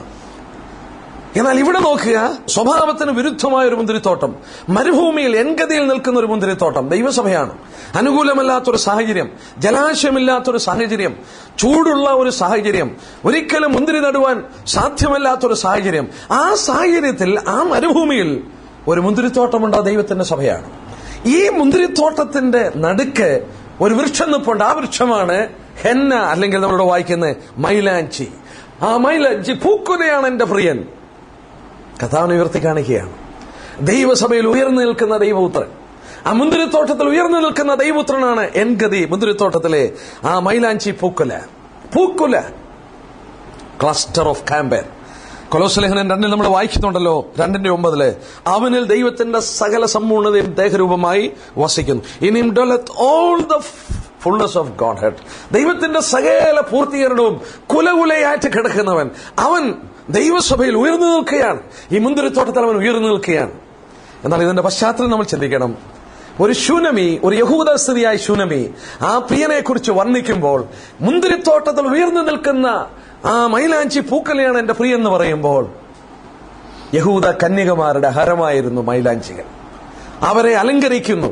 അവരുടെ ആ തലമുടികളൊക്കെ അലങ്കരിപ്പാൻ, അവരുടെ നഖങ്ങളും കൈകളൊക്കെ അലങ്കരിപ്പാൻ അവർ ഈ മൈലാഞ്ചി ഉപയോഗിച്ചു. അപ്പോൾ അവർക്ക് ഏറ്റവും ഹരം പിടിപ്പിക്കുന്ന ഒന്നായിരുന്നു യഹൂദ കന്യകമാർക്ക് ഈ മൈലാഞ്ചി. നോക്കുക, ഇതിനു മുമ്പ് വായിച്ച വാക്യം ഇതും കൂടെ ഒന്ന് ചേർത്ത് ചിന്തിച്ചേ. അവളുടെ ഹൃദയത്തിൽ വസിക്കുന്നത് ഒരു മൂറിൻകെട്ട് പോലെ പ്രിയൻ കിടക്കുകയാണ്. അതാർക്കും കാണാൻ കഴിയുന്നില്ല. പക്ഷെങ്കിൽ കാണുവാൻ കഴിയുന്ന ബാഹ്യമായി അവളെ അലങ്കരിപ്പാൻ ഈ ദൈവസഭയിൽ ഉയർന്നു നിൽക്കുന്ന ദൈവത്തിന്റെ പുത്രൻ മൈലാഞ്ചി പൂക്കുല, ഹെന്ന ഫ്ലവർ, ആ കർത്താവിനെ ഉയർത്തി അവിടെ കാണിക്കുകയാണ്. മറ്റൊരു ചിന്തിച്ചാൽ ഹൃദയം നിറഞ്ഞു കവിയുന്നത് വായി പ്രസ്താവിക്കുമെന്ന് സദൃശവാക്യം 23:9 പറഞ്ഞ പോലെ അവളുടെ ഹൃദയത്തിന്റെ ഉള്ളിൽ ആ മൂറിന്റെ കെട്ടാണ്, കർത്താവിന്റെ സഫറിംഗ് ആണ്. പക്ഷെങ്കിൽ അതുകൊണ്ട് അവൾ അലങ്കൃതയായി മാറുവാൻ, ദൈവസഭയിൽ ദൈവത്തിനെ ഉയർന്നു കാണുവാൻ അവൾക്ക് സാധിച്ചു. കർത്താവിന് സ്തോത്രം. ദൈവസഭയിൽ ഉയർന്നു നിൽക്കേണ്ട ആരാണ്? വാസ്തവത്തിൽ കർത്താവാണ്. അവനാണ് ഉയർന്നു നിൽക്കേണ്ടത്. അവന്റെ നാമത്തിലാണ് നാം കൂടുന്നത്. അവനാണ് നാം മഹത്വം കൊടുക്കുന്നത്. അവനെയാണ് നാം ആരാധിക്കുന്നത്. അവനാണ് നമ്മൾ സ്തുതി സ്തോത്രങ്ങൾ അർപ്പിക്കുന്നത്. അവൻ ദൈവസഭയിൽ ഉയർന്നു നിൽക്കും. അവന്റെ തോട്ടത്തിൽ ഈ മൈലാഞ്ചി പൂക്കല പോലെ അവൻ ഉയർന്നു നിൽക്കും. ആ മരുഭൂമിയിൽ പ്രതികൂലമായി സാഹചര്യത്തിൽ നിൽക്കുന്ന സഭയെ കാണുന്നു. 15-ാം വാക്യത്തിൽ പറയുന്ന വാക്ക് ശ്രദ്ധിച്ചാട്ട്, എന്റെ പ്രിയേ നീ സുന്ദരി സുന്ദരി തന്നെ, നിന്റെ കണ്ണ് പ്രാവിന്റെ കണ്ണ് പോലെ ഇരിക്കുന്നു. Behold thou art fair my love, behold thou art fair, thou hast dove's eye. നോക്കുക, ഈ പ്രിയന്റെ സൗന്ദര്യം അവൾ വർണ്ണിക്കാൻ തുടങ്ങി. കണ്ണുകൾ ഒരുപാട് കഥ പറയും. ഒരു മനുഷ്യന്റെ കണ്ണിൽ നോക്കിയാൽ അറിയാം അവന്റെ ഹൃദയത്തിന്റെ പല ചിന്തകളും. ക്രൂരന്മാരുടെ കണ്ണി നോക്കിയാൽ അറിയാം ചോരയൊക്കെ ഓടിയിരിക്കുന്ന കണ്ണ്. മദ്യപാനികളുടെ കണ്ണി നോക്കിയാൽ അറിയാം. ഒരു കൊച്ചു കുഞ്ഞിന്റെ കണ്ണി നോക്കിയാലേ ആ കണ്ണ് നല്ല നിർമ്മലതയുള്ള കണ്ണാണ്. കർത്താവിനെ കുറിച്ച് ആ കണ്ണിനെ കുറിച്ച് പറയുന്നുണ്ട്. 5:12 അവന്റെ കണ്ണ്, കർത്താവിനെ കുറിച്ച് പറയുന്നതാണ്, അവന്റെ കണ്ണ് നീർത്തൂളുടെ അരികെയുള്ള പ്രാവുകൾക്ക് തുല്യം, അത് പാലുകൊണ്ട് കഴിയതും ചേർച്ചയായി പതിച്ചതുമാകുന്നു. പാലുകൊണ്ട് കഴുകി, വചനം കൊണ്ട് കഴുകി, അത് ഉന്തി നിൽക്കുകയല്ല, അത് അകത്തോട്ട് കയറിപ്പോയിട്ടുമില്ല, അത് ചേർച്ചയായി പതിച്ചതാണ് കർത്താവിന്റെ കണ്ണിന്റെ സൗന്ദര്യം. എന്റെ പ്രിയന്റെ കണ്ണുകൾ അങ്ങനെയാണ്. പാലുകൊണ്ട് കഴുകി, അത് ചേർച്ചയായി പതിച്ചതാണ്. കർത്താവിന്റെ കണ്ണിന്റെ സൗന്ദര്യം അത് അവിടെ വരുമ്പോൾ നമുക്ക് ചിന്തിച്ചു നോക്കാം. പക്ഷേ ഞാൻ ഓർപ്പിച്ചോലെ, കണ്ണുകൾ ഒത്തിരി കഥ പറയും. ഒരു കണ്ണിലേക്ക് നോക്കിയാൽ സങ്കടമുണ്ടോ സന്തോഷമുണ്ടോ എന്നൊക്കെ അറിയാം, സ്നേഹമുണ്ടോ എന്നൊക്കെ അറിയാം. ആ പ്രിയൻ അവനെ വർണ്ണിക്കുവാൻ, അവനെ ആരാധിപ്പാൻ, അവന് മഹത്വം കൊടുക്കുവാൻ കഴിഞ്ഞപ്പോൾ അവിടെ കണ്ണുകളെയാണ് ആദ്യം പുകഴ്ത്തുന്നത്. കണ്ണുകൾ വചനത്തിലെപ്പോഴും കാഴ്ചപ്പാടിനെ കാണിക്കുന്നു. കണ്ണുകൾ എപ്പോഴും കാഴ്ചപ്പാടിനെ കാണിക്കുന്നു. മത്തായി 6:22 വായിച്ചു ചോദിക്കട്ടെ. കർത്താവ് പറഞ്ഞ വാക്യം ഒന്ന് വായിക്കാം. 6:22 കണ്ണ് ചൊവ്വുള്ളെങ്കിൽ നിന്റെ ശരീരം മുഴുവൻ വിളക്കാന്നു. നിന്റെ കാഴ്ചപ്പാട് ശരിയാണെങ്കിൽ ശരിയാണെന്നാ. പക്ഷെ പ്രാവിന്റെ കണ്ണിന്റെ പ്രത്യേകത, ഈ പ്രാവിനെ കുറിച്ച് ഒത്തിരി നമ്മൾ ഇതിനകത്ത് പഠിക്കും. ഒരുപാട് പഠിക്കാനുണ്ട് പ്രാവിനെ കുറിച്ച്. വലിയൊരു പഠനം തന്നെയാണ്. പ്രാവിനെ കുറിച്ച് ഒരു പ്രസംഗം ഞാൻ കേട്ടു. ഒരു സായിപ്പൊരിക്കല് അദ്ദേഹത്തിന്റെ പ്രസംഗം ഒന്ന് പ്രാവിനെ കുറിച്ചായിരുന്നു. ഞാൻ ഇന്ന് ഓർക്കുന്നുണ്ട് പ്രസംഗിച്ച മസ്കറ്റ് വെച്ച് ഒരു സായിപ്പ് പ്രസംഗിക്കുക പ്രാവിനെ കുറിച്ച്. ആ വചനത്തിൽ നിന്ന് പ്രാവിനെ കുറിച്ച് അങ്ങോട്ട് എടുത്തു. അവള് ഇവിടെ നോക്കുക, ഈ പ്രാവിന്റെ കണ്ണിനെ കുറിച്ച് പറയുമ്പോൾ പ്രാവ് ഒരു സമയത്ത് ഒരു കാര്യമേ കാണത്തുള്ളെന്നാണ് അതിനെക്കുറിച്ച് പഠിക്കുന്നവർ പറയുന്നത്. നമ്മുടെ കണ്ണുകൾക്ക് ഒരുപാട് കാര്യങ്ങൾ കാണാം, പക്ഷെ പ്രാവിന് അങ്ങനെ ഒക്കത്തില്ല. ഒരു സമയത്ത് അത് ഒരു കണ്ണാ കാണുന്നത്, ഒരു സാധനമാണ് കാണുന്നത്. അപ്പോൾ നിന്റെ കണ്ണ് പ്രാവിന്റെ കണ്ണ് പോലെ ഇരിക്കുന്നു പറയുമ്പോൾ അവിടെ കണ്ണിൽ നിറഞ്ഞു നിൽക്കുന്ന ആരാണ്? ആ പ്രിയനാണ്. അവന്റെ സൗന്ദര്യം, അവന്റെ സ്നേഹം, അവന്റെ മഹത്വം. എന്റെ പ്രിയൻ എൻഗതി മുന്തിരിത്തോട്ടത്തിലെ മൈലാഞ്ചി പൂക്കലയാണ്. എന്റെ പ്രിയ, നിന്നെ ഞാൻ എന്റെ മാർവിന്റെ മധ്യത്തിൽ മൂറിൻകെട്ടുപോലെ സൂക്ഷിക്കും. അവനോടുകൂടെ ഞാൻ മേശയിലിരിക്കുമ്പോൾ എന്റെ ജഡമാംസി, അവനെക്കുറിച്ചുള്ള എന്റെ പ്രശംസ, ആരാധന, അത് സുഗന്ധം അങ്ങോട്ട് പുറപ്പെടുവിക്കും. അവളുടെ ഹൃദയം മുഴുവൻ അവനങ്ങ് നിറഞ്ഞു. അവൻ മാത്രം അവളുടെ കണ്ണിൽ നിറഞ്ഞപ്പോൾ, അവൾ ഹൃദയത്തിൽ നിറഞ്ഞപ്പോൾ, നിന്റെ കണ്ണ് പ്രാവിന്റെ കണ്ണ് പോലെ ഇരിക്കുകയാണ്. നിന്റെ കണ്ണിൽ ഇപ്പോൾ ഒറ്റ കാഴ്ചയുള്ളൂ, അതെന്നെ കുറിച്ചാണ്. നിനക്ക് ആത്മീയ കാഴ്ചപ്പാട് വലുതാണെന്ന് കർത്താവ് അവിടെ എടുത്തു പറയുകയാണ്. നമുക്ക് വീണ്ടും ഒരു കാര്യം കൂടെ ചിന്തിക്കാം. എന്താന്ന് ചോദിച്ചാൽ, പഴയ നിയമ യാഗങ്ങൾ പഠിക്കുമ്പോൾ യാഗങ്ങളിൽ യാഗമർപ്പിക്കാൻ അനുവദിക്കപ്പെട്ട ഏക പക്ഷി പ്രാവേ ഉള്ളൂ. പഴയ നിയമത്തിൽ പഠിച്ചു നോക്കിയാൽ ലേവ്യ പുസ്തകം 1 തൊട്ട് 5 വരെ അല്ലെങ്കിൽ 7 വരെ പഠിച്ചാൽ യാഗങ്ങളിൽ ആകെ അനുവദിക്കപ്പെട്ട പക്ഷി പ്രാവാണ്. ഈ പ്രാവ് അല്ലെങ്കിൽ ഈ യാഗങ്ങളൊക്കെ കർത്താവിനെയാണ് ചൂണ്ടിക്കാണിക്കുന്നത്. അപ്പൊ കർത്താവ് പറയുക, നിന്റെ കണ്ണ് പ്രാവിന്റെ കണ്ണ് പോലെ എന്ന് പറഞ്ഞാൽ, മറ്റു വിധത്തിൽ പറഞ്ഞാൽ, നിന്റെ കാഴ്ചപ്പാട് ഇപ്പൊ എന്റെ കാഴ്ചപ്പാട് പോലായി. ഞാൻ കാണുന്ന പോലെ കാണുവാൻ നിനക്ക് കണ്ണുണ്ട്. നിന്റെ കണ്ണ് എന്റെ കണ്ണ് പോലായി, ആ പ്രാവിന്റെ കണ്ണ് പോലായി എന്നത് ആ പുറമേയുള്ളവരുടെ കാഴ്ചപ്പാടിനെ അത് കാണിക്കുന്നതായിട്ട് കാണിക്കുന്നു. 16-ാം വാക്യം, അവൻ അവളെ ആ വിധത്തിൽ വർണ്ണിച്ചപ്പോൾ. ഇത് ഞാൻ ഈ ഉത്തമഗീതം വായിക്കുമ്പോഴൊക്കെ ചിലപ്പോൾ എന്റെ മനസ്സിൽ വരുന്നൊരു ചിന്ത, എഫേസ്യ ലേഖനം 5-ാം അധ്യായത്തിൽ ഭാര്യ-ഭർത്തൃ ബന്ധത്തെക്കുറിച്ച് പറയുമ്പോൾ വാസ്തവത്തിൽ ഇത് തന്നെ അവിടെ പറഞ്ഞിരിക്കുന്നത്. ഭാര്യ-ഭർത്തൃ ബന്ധത്തെക്കുറിച്ച് പറയുമ്പോൾ ഭാര്യയെ ഭർത്താവ് പോറ്റിപ്പുലർത്തണമെന്ന് പറയുന്നു. പോറ്റിപ്പുലർത്തണം എന്നുള്ളത് ഇംഗ്ലീഷിൽ വായിച്ചാൽ നറിഷ് ആൻഡ് ചെറിഷ് എന്നാണ്. You should not only feed but you have to cherish. Nourishing is for the body but cherishing is for the mind. ഒരു ഭർത്താവ് ഭക്ഷണം മാത്രം ഉണ്ടാക്കി കൊടുത്താൽ പോരാ, പക്ഷേ ഷീ നീഡ് ചെറിഷിംഗ്. കർത്താവ് സഭയോട് ചെയ്യുന്നതാണ്. He's nourishing and he's cherishing. Malayala translation വരുമ്പോൾ പോറ്റിപ്പുലർത്തുന്ന ആശയം വരുന്നില്ലേ? കർത്താവ് ഇന്ന് എന്താ നമ്മളോട് ചെയ്യുന്നത്? നമ്മളെ നറിഷ് ചെയ്യുക മാത്രമല്ല, ഹീസ് ചെറിഷിംഗ്, നമ്മളെ ഉത്സാഹിപ്പിക്കുകയാണ്. ഇവിടെ അതല്ലേ ചെയ്യുന്നേ? നമ്മളൊന്ന് ചിന്തിച്ചു വയ്ക്കേ, നമ്മുടെ ഭാര്യമാരെ നമ്മളൊന്ന് പൂഴ്ത്തി പറയുക, ഒന്ന് ചെറിഷ് ചെയ്താൽ അവർക്ക് വലിയ ഉത്സാഹമാണ്. That is needed. കർത്താവ് അത് ചെയ്യുന്നെങ്കിൽ ഭർത്താക്കന്മാരത് ചെയ്യാൻ കടപ്പെട്ടവരാ. Nourishing and cherishing. ഇവിടെ വാസ്തവത്തിൽ സഭയുള്ള ബന്ധത്തിൽ കർത്താവ് അതാ ചെയ്യുന്നേ. കർത്താവ് സഭയുള്ള ബന്ധത്തിൽ അതാ ചെയ്യുന്നേ. അവളെ പുകഴ്ത്തുന്നു. വാസ്തവത്തിൽ നമ്മളെ രൂപാന്തരപ്പെടുത്തി എടുക്കുന്ന പ്രക്രിയയിൽ വടികൊണ്ട് അടിച്ചുകൊണ്ട് നമ്മളെ ശിക്ഷിക്കാൻ മാത്രം ഇരിക്കുന്ന ഒരു ദൈവമല്ല. സ്നേഹത്തിന്റെ ചെറിഷിംഗ്. കർത്താവ് നമ്മളെ രൂപാന്തരപ്പെടുത്തുന്ന ചിന്തയൊന്ന് ചിന്തിച്ചേ. തിരിച്ചവള് അവനെ പുകഴ്ത്തുന്ന വാക്കുകള് ആ 16-ാം വാക്യം, എന്റെ പ്രിയനെ നീ സുന്ദരൻ, നീ മനോഹരൻ. അവിടെ ഇംഗ്ലീഷിൽ വായിച്ചാൽ കുറച്ചുകൂടെ അർത്ഥ വ്യത്യാസമുണ്ട്. ഇത് പഠിക്കുമ്പോൾ ഇച്ചിരൂടെ സൂക്ഷിച്ച് പഠിക്കുന്നവർ ഇംഗ്ലീഷ് ബൈബിളിലൂടെ വെച്ച് വേണം പഠിക്കാനായിട്ട്. ഒരുപാട് വേർഡ്സുകൾ അങ്ങോട്ടും ഇങ്ങോട്ടൊക്കെ വ്യത്യാസമുണ്ട്. ഇവിടെ വരുമ്പോൾ 16-ാം വാക്യത്തില്, behold the what fair my beloved, you are pleasant also. You are not only fair but you are pleasant. അവൾ പറഞ്ഞ വാക്ക് ശ്രദ്ധിച്ചേ. You are not only fair my beloved but you are pleasant and our bed is green. നമ്മുടെ കിടക്ക പച്ചയുമാണ് എന്ന് പറഞ്ഞാൽ അവനോടുള്ള സഹിത്വം, ആ സഹിത്വം അത് വളരെ ആനന്ദപ്രദമെന്ന് മാത്രമല്ല, ഇറ്റ് ഈസ് സോ പ്ലസന്റ്. കർത്താവിനോടുള്ള സ്നേഹബന്ധത്തിന്റെ മഹത്വം അവൾ പറയുകയാണ്. നമ്മുടെ കിടക്ക പച്ചയുമാണ്. ആ കിടക്ക പച്ചയാണ്. ഒന്ന് ശ്രദ്ധിച്ചേ. അവൾ ഒരിക്കൽ ഭക്ഷണം, വിശ്രമം അന്വേഷിച്ച് നടന്നു. ഈ പച്ചയായ കിടക്ക എന്തിനെ കാണിക്കുന്നു? ദൈവജനത്തെ കാണിക്കുന്നല്ലേ? നമ്മൾ നേരത്തെ ചിന്തിച്ചില്ലേ, അവൻ പച്ചയായ പുൽപ്പുറങ്ങളിൽ എന്നെ കിടത്തുന്നു. സങ്കീർത്തനം 23:2. He maketh me to lie down in green pastures. പച്ചയായ പുൽപ്പുറങ്ങളിൽ എന്നെ കിടത്തുന്നു. എസെക്കിയേൽ 34:14-15 വാക്യം അവിടെ വായിക്കുന്നു, ഇസ്രായേലിന്റെ പച്ചയായ പുൽമേടുകളിൽ ഞാൻ എന്റെ ആടുകളെ കിടത്തും. ദൈവജനത്തിന് ആ പുൽമേടുകൾ, ദൈവജനത്തിൽ തിന്ന് തൃപ്തരായി അവിടെ കിടക്കുകയാണ്. പ്രിയനും അവളോടൊത്ത് ആ മെത്തയിൽ വിശ്രമിക്കുകയാണ്. പക്ഷെ ആ മെത്ത എങ്ങനെയാണ്? പച്ചയാണ്, പച്ച പുൽമേടുകൾ. ദൈവത്തിന്റെ വചനമാണ്.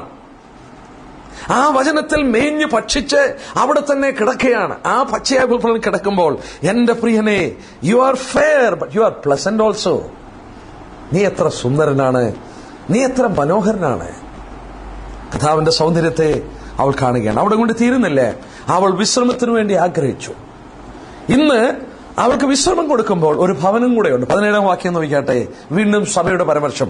നമ്മുടെ വീടിന്റെ ഉത്തരം ദേവദാരുവും കഴുക്കോൾ സരളവൃക്ഷവുമാണ്. ഒരിക്കൽ എന്റെ പ്രിയനെ, നീ എവിടെ ആടിനെ കിടത്തുന്നു എന്ന് പറയാന്ന് പറഞ്ഞുകൊണ്ട് അന്വേഷിച്ച് നടന്നെങ്കിൽ ഇവിടെ പറയുന്നു, നമ്മുടെ വീട്, നമ്മുടെ വീട് കർത്താവിന്റെ സഭയാണ്. നമുക്ക് അവിടെ പറഞ്ഞു, അതിന്റെ ഉത്തരം ദേവദാരുവും കഴുക്കോൾ സരളവൃക്ഷവുമാണ്. നമുക്ക് നോക്കാം. ഈ രണ്ട് വൃക്ഷങ്ങൾക്ക് പ്രത്യേകതയുണ്ട്. ദൈവത്തിന്റെ ഒരാലയം പണിയുവാൻ ശലോമോൻ തുനിയുന്നു. നമുക്ക് രാജാക്കന്മാരെയൊക്കെ എടുക്കാം. 1 രാജാക്കന്മാർ. ഈ രണ്ട് തടികൾ ഉപയോഗിച്ചാണ് ദൈവത്തിന് ആലയം പണിയുന്നത്. 1 രാജാക്കന്മാർ 5-ാം അധ്യായത്തിന്റെ 1 രാജാക്കന്മാർ 5:8-10 വരെ. 1 രാജാക്കന്മാർ 5:8-10 വരെ. ഹീരാം ശലോമോന്റെ അടുക്കൽ ആളയച്ച് പറയിച്ചെന്നാൽ, നീ പറഞ്ഞയച്ച വസ്തുത ഞാൻ കേട്ടു. ദേവദാരുവിന്റെയും സരളമരത്തിന്റെയും കാര്യത്തിൽ നീ ഇച്ഛിക്കുന്നതൊക്കെയും ഞാൻ ചെയ്യാമെന്ന് പറഞ്ഞു. അതിന്റെ 10 വരെ. ഇഷ്ടം പോലെ ദേവദാരും സരളവൃക്ഷവും കൊടുത്തു. 6-ാം അധ്യായം എടുത്താട്ടെ. 1 രാജാക്കന്മാർ 6:14-15. അങ്ങനെ ശലോമോൻ ആലയം പണി തീർത്തു. അവൻ ആലയത്തിന്റെ ചുവർ അകത്തെ വശം ദേവദാരു പല കൊണ്ട് പണിതു. അങ്ങനെ അവർ ആലയത്തിന്റെ നിലം മുതൽ മച്ചുവരെ അകത്തെ വശം മരം കൊണ്ട് നിറച്ചു. ആലയത്തിന്റെ നിലം സരളപ്പല കൊണ്ട് തളവിട്ടു.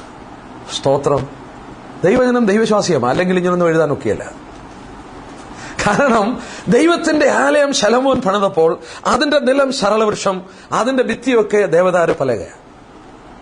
ഈ രണ്ട് വൃക്ഷമാണ്. സരളവൃക്ഷം യഹൂദയിലെ ശവക്കോട്ടകളിൽ വളരുന്നു, മരണത്തെ കാണിക്കുന്നു. ദേവദാരു കർത്താവിന്റെ ഔന്നത്യത്തെ കാണിക്കുകയാണ്. കർത്താവിന്റെ മരണവും കർത്താവിന്റെ ജീവിതവുമാണ് അവന്റെ ആലയം പണിത തടികൾ. ദൈവസഭ എന്തുകൊണ്ടാണ് പണിതിരിക്കുന്നത്? അവന്റെ മരണവും പുനരുദ്ധാനവുമാണ്. എന്റെ പ്രിയ, നമുക്കൊരു വീടുണ്ട്. നമ്മുടെ വീട് ദേവദാരും സരളവൃക്ഷവും കൊണ്ട് പണിതിരിക്കുകയാണ്. യേശുക്രിസ്തുവിന്റെ മരണ പുനരുദ്ധാനത്താൽ പണിയപ്പെട്ടതാണ് ദൈവസഭ.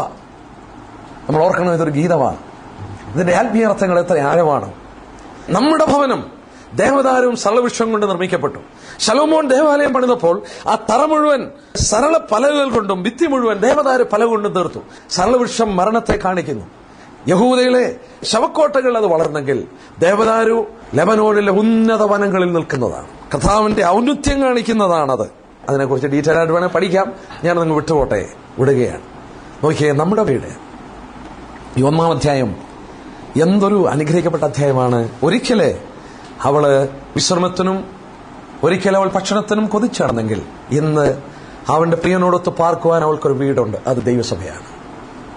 പ്രിയനോടൊത്ത് കിടപ്പാൻ ഒരു കിടക്കയുണ്ട്. അത് പച്ചയാണ്, ദൈവത്തിന്റെ വചനമാണ്.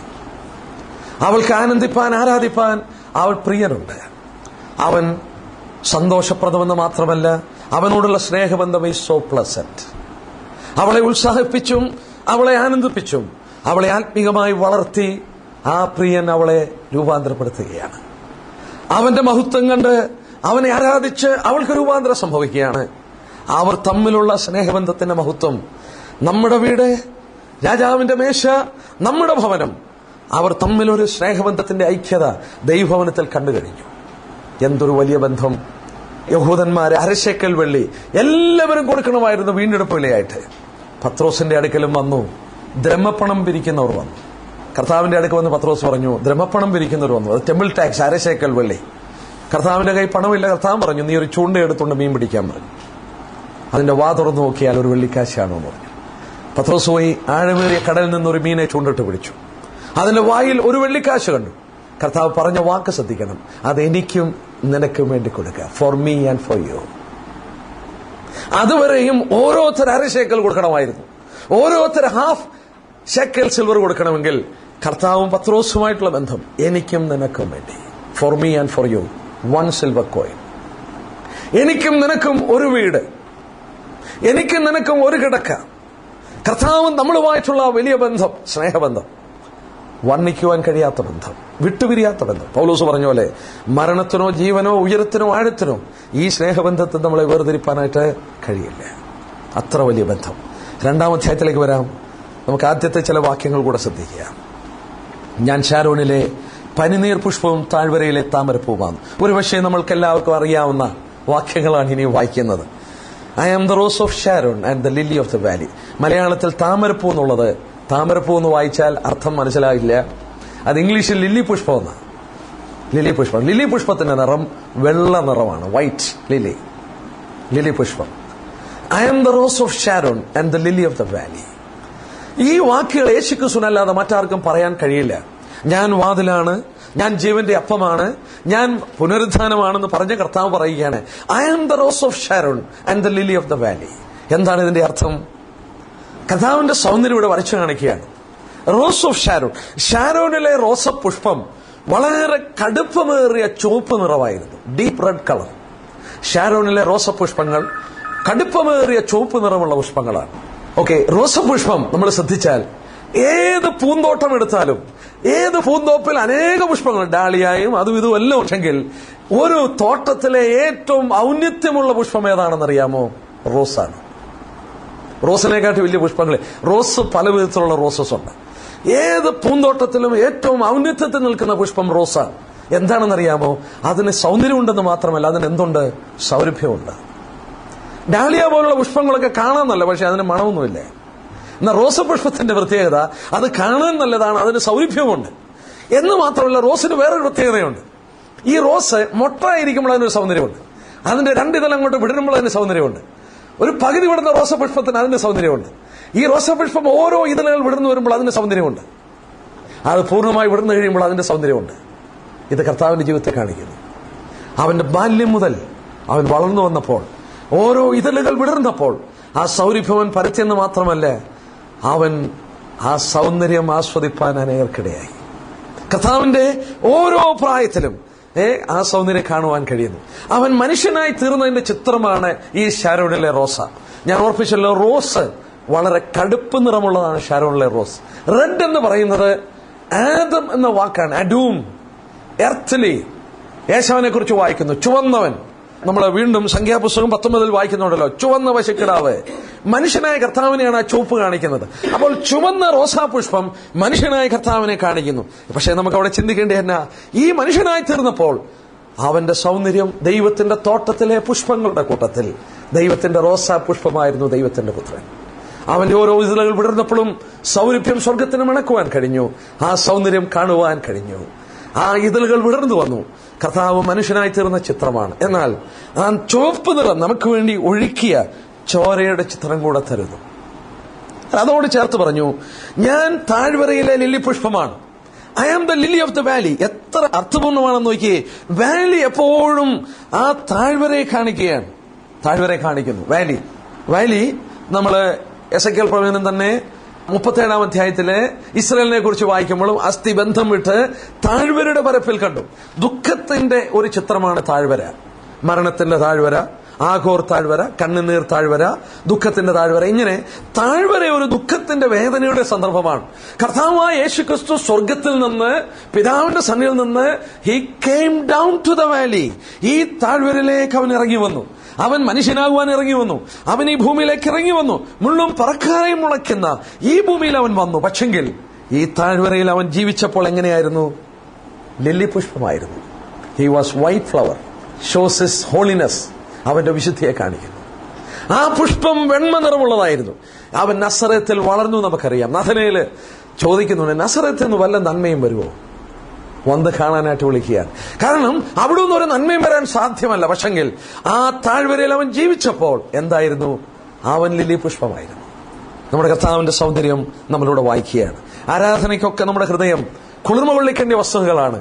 He is the rose of Sharon and the lily of the Valley.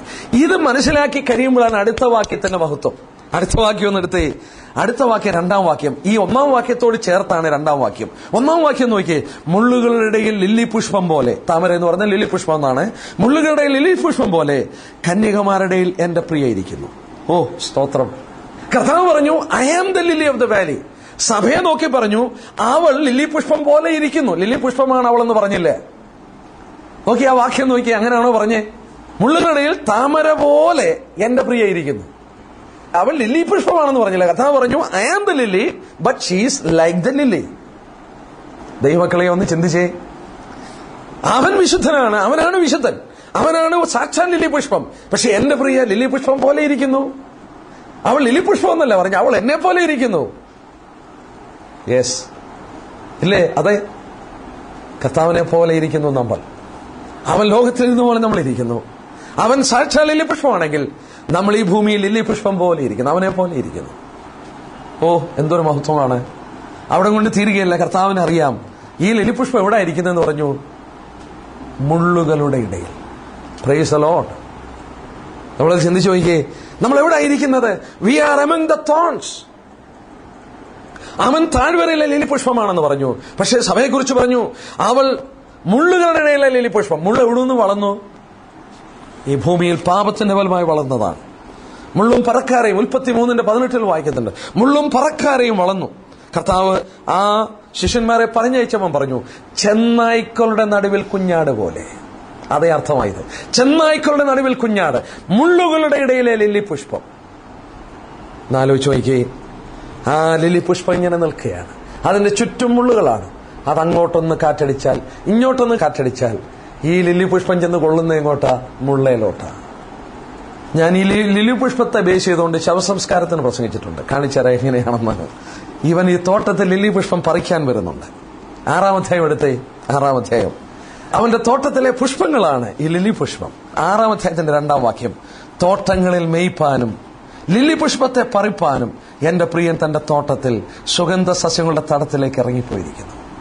അവന്റെ സുഗന്ധ സസ്യത്തിന്റെ തോട്ടം അവന്റെ സഭയാണ്. ഈ ലോകത്തിൽ സൗന്ദര്യം പരത്തുന്ന ആ സുഗന്ധ സസ്യത്തിന്റെ തടം അവന്റെ സഭയാണ്. ഈ സഭയിലേക്ക് അവൻ നടന്നിറങ്ങി വരും. ചിലപ്പോൾ എന്തിനാണെന്നറിയാമോ? വേറെ ഒരു പൂവും പറഞ്ഞില്ല. എന്തോ പറഞ്ഞത്? ഇടയ്ക്ക് അവൻ ആ ലില്ലി പുഷ്പങ്ങളെ പറിച്ചെടുക്കും. ചില പൂക്കളെ പറിച്ചെടുത്തുകൊണ്ട് അവന്റെ സ്ഥലത്തിലേക്ക് അവൻ കൊണ്ടുപോകും. ഞാനിങ്ങനെ പറയും, അതുവരെയും അവർ മുള്ളിന്റെ ഇടയിലായിരുന്നു, ഇനിയും അവർ മുള്ളില്ലേ. കർത്താവ് പറഞ്ഞു, മതി, നീ ഇനി മുള്ളിനകത്തിരിക്കണ്ട, നിന്നെ ഞാൻ പറിച്ചെടുക്കുകയാണ്. ആ തോട്ടത്തിന്റെ ഉടമസ്ഥൻ ആ മുള്ളുകളുടെ ഇടയിൽ നിന്ന് ആ ലില്ലി പുഷ്പത്തെ പറിച്ചെടുത്തു. മരണത്താൽ നമ്മളെ മാറ്റുമ്പോൾ അവൻ മർത്യനെ പൊടിയിലേക്ക് ചേർക്കുന്നു. കർത്താവാണ് പൊടിയിലേക്ക് ചേർക്കുന്നത്. കർത്താവ് അറിയാതെ മരിക്കില്ല. കർത്താവ് വന്നാൽ ലില്ലി പുഷ്പത്തെ പറിച്ചെടുക്കുകയാണ്. പക്ഷെ പറിച്ചെടുക്കുമ്പോൾ ഓർത്ത് നോക്കുക, അതുവരെ രോഗങ്ങൾ, പ്രയാസങ്ങൾ, ബുദ്ധിമുട്ടുകൾ, മുള്ളിന്റെ അനുഭവങ്ങളൊക്കെ അനുഭവിച്ച ദൈവജനം ആ മുള്ളിന്റെ ഇടയിൽ നിന്ന് അവൻ പറിച്ചെടുത്തു. നമ്മളെ ഇവിടെ കാണുന്നതെന്ന് ചിന്തിച്ചാട്ടെ, മുള്ളുകളുടെ ഇടയിലെ ലില്ലി പുഷ്പം. എന്നാൽ ഇവിടെ ആ പ്രയോഗം ഒന്ന് നോക്കിയാട്ടെ. മുള്ളുകളുടെ ഇടയിലെ ലില്ലി പുഷ്പം പോലെ കന്യകമാരുടെ ഇടയിൽ എന്റെ പ്രിയനിരിക്കുന്നത്. കന്യകമാരെന്ന് പറഞ്ഞിരിക്കുന്നത് among the daughters. Among the daughters. നമ്മൾ നേരത്തെ ചിന്തിച്ചല്ലോ, യെരുശലേം പുത്രിമാരെന്ന് ചിന്തിച്ചു. ഇവിടെ വെറും എമംഗ് ദ ഡോട്ടേഴ്സ്. യെരുശലേം പുത്രിമാരല്ലിത്, അവർ ദേ ആർ മിയർ ഡോട്ടേഴ്സ്. യെരുശലേം പുത്രിമാരെന്ന് പറഞ്ഞാൽ രക്ഷിക്കപ്പെട്ടവരാ. ഇവർ വെറും ഡോട്ടേഴ്സ് എന്ന് പറഞ്ഞാൽ അവരെ രക്ഷിക്കപ്പെടാത്തവരാ. മീതെയുള്ള യെരുശലേം നമ്മുടെ അമ്മയാണ്, അവളാണ് നമ്മുടെ അമ്മ. ഗലാത്യ ലേഖനത്തിൽ വായിക്കുന്നുണ്ട്. ഇവിടെ വെറും ഡോട്ടേഴ്സ് ആണ് എന്ന് പറഞ്ഞാൽ രക്ഷിക്കപ്പെടാത്തവരുടെ മധ്യത്തിൽ ഇരിക്കുന്ന ലില്ലി പുഷ്പം. യെസ്. 3-ാം വാക്യം. കാട്ടുമരങ്ങളുടെ ഇടയിൽ ഒരു നാരകം പോലെ യൗവനക്കാരുടെ ഇടയിൽ എന്റെ പ്രിയൻ ഇരിക്കുന്നു. അവന്റെ നിഴലിൽ ഞാൻ അതിമതത്തോടെ ഇരുന്നു. അവന്റെ പഴം എന്റെ രുചിക്ക് മധുരമായിരുന്നു. ഞാൻ പണ്ട് രക്ഷിക്കപ്പെട്ടു വന്ന സമയം 74-ലാണ് രക്ഷിക്കപ്പെടുന്നത്. എനിക്ക് ഓർമ്മയുണ്ട്, ഒരു 76-ലൊക്കെ ഞാൻ അന്വേഷിച്ച് നടന്നിട്ടുണ്ട്. ഈ കർത്താവിനെ എന്തിനാ ഈ നാരകമായിട്ട് ഉപയോഗിച്ചെന്ന് ഞാൻ ചോദിച്ചിട്ടുണ്ട്. ഇപ്പോഴും എനിക്ക് ഓർമ്മയുണ്ട്. ചില വിശ്വാസത്തോടെ ചോദിച്ചിട്ടുണ്ട്, എന്തിനായി കർത്താവിനെ നാരകമായിട്ട് ഉപയോഗിച്ചെന്ന് ചോദിച്ചു. കാരണം എനിക്ക് മനസ്സിലാക്കാൻ സാധിച്ചില്ല, ഈ മുള്ളുള്ള നാരകത്തോട് കർത്താവിനെ എന്തിനാ ഉപയോഗിച്ചതെന്ന്. ഒരൊറ്റ മനുഷ്യൻ പറഞ്ഞെന്നില്ല. എനിക്ക് ഓരോരുത്തർ ഓരോ അഭിപ്രായമൊക്കെ പറഞ്ഞു. പക്ഷെ എന്തിനായി കർത്താവിനെ മുള്ളുള്ള നാരകത്തോട് ഉപയോഗിച്ചെന്ന് എനിക്ക് മനസ്സിലായില്ല. പക്ഷെ ഈ ഭാഗം പഠിച്ചപ്പോൾ എന്റെ ഹൃദയം ഒത്തിരി സന്തോഷിച്ചു. ഒന്ന് ശ്രദ്ധിച്ചാട്ടെ. കാട്ടുമരങ്ങളുടെ ഇടയിൽ ഒരു നാരകം പോലെ യൗവനക്കാരുടെ ഇടയിൽ എന്റെ പ്രിയനിരുന്നു. അതിന്റെ നിഴലിൽ ഞാൻ ഇംഗ്ലീഷ് ബൈബിളുള്ളവരെന്ന് ശ്രദ്ധിച്ചേ, അതിന്റെ നിഴലിൽ ഇരുന്നെന്നല്ല. I sat under his shadow and his fruit was sweet to my taste. അവന്റെ നിഴലിൽ ഞാൻ ഇരുന്നെന്ന്. ഇംഗ്ലീഷ് ബൈബിൾ ആരുടെ നിഴലുണ്ട് അല്ലേ? ഹിസ് എന്നല്ലേ മോനെ? Yes. I sat under his shadow and his fruit was sweet to my taste. അവന്റെ നിഴലിൽ ഇരുന്നെന്ന്, അതിന്റെ നല്ല. അപ്പോൾ ആ നാരകം തീർച്ചയായിട്ടും യേശുക്രിസ്തുവിനെ കാണിക്കുന്നു. I sat under his shadow and his fruit was sweet to my taste. കർത്താവിനെയാണ് ആ നാരകം കാണിച്ചത്. പക്ഷെ കർത്താവിനെ എന്തിനാണ് ഈ നാരകമായിട്ട് ഉപയോഗിച്ചത്? നമ്മളവിടെ ചിന്തിച്ചു നോക്കിയേ. ഇവൾ അന്വേഷിച്ചിടുന്നത് എന്താണ്? വിശ്രമവും ഭക്ഷണവുമാണ്. അത് രണ്ടും ഇവിടെ കിട്ടിയിട്ടുണ്ട് ഇല്ലേ? നിഴലിൽ ഇരുന്നു എന്ന് പറയുമ്പോൾ വിശ്രമം, അതിന്റെ പഴം ഭക്ഷിച്ചെന്ന് പറയുമ്പോൾ അത് ഭക്ഷണം. സോ ഭക്ഷണവും വിശ്രമവും കർത്താവിൽ തന്നെ കണ്ടെത്തി, ആ നാരകത്തിൽ തന്നെ കിട്ടി.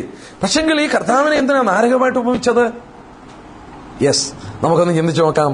ഇവള് ഇതുവരെ അന്വേഷിച്ച് നടന്നത് വിശ്രമമാണ്, ഭക്ഷണമാണ്. നോക്കുക, ഈ ലോകത്തിലുള്ള അനേക യൗവനക്കാർ, യൗവനയുക്തയായ ശൂന്യമേ, അവൾ അനേക ചെറുപ്പക്കാരെ കണ്ടിട്ടുണ്ട്. പക്ഷെ അവൾ ഇന്ന് പറയുകയാണ് ആ ചെറുപ്പക്കാരൊക്കെ കാട്ടുമരങ്ങളാണ്.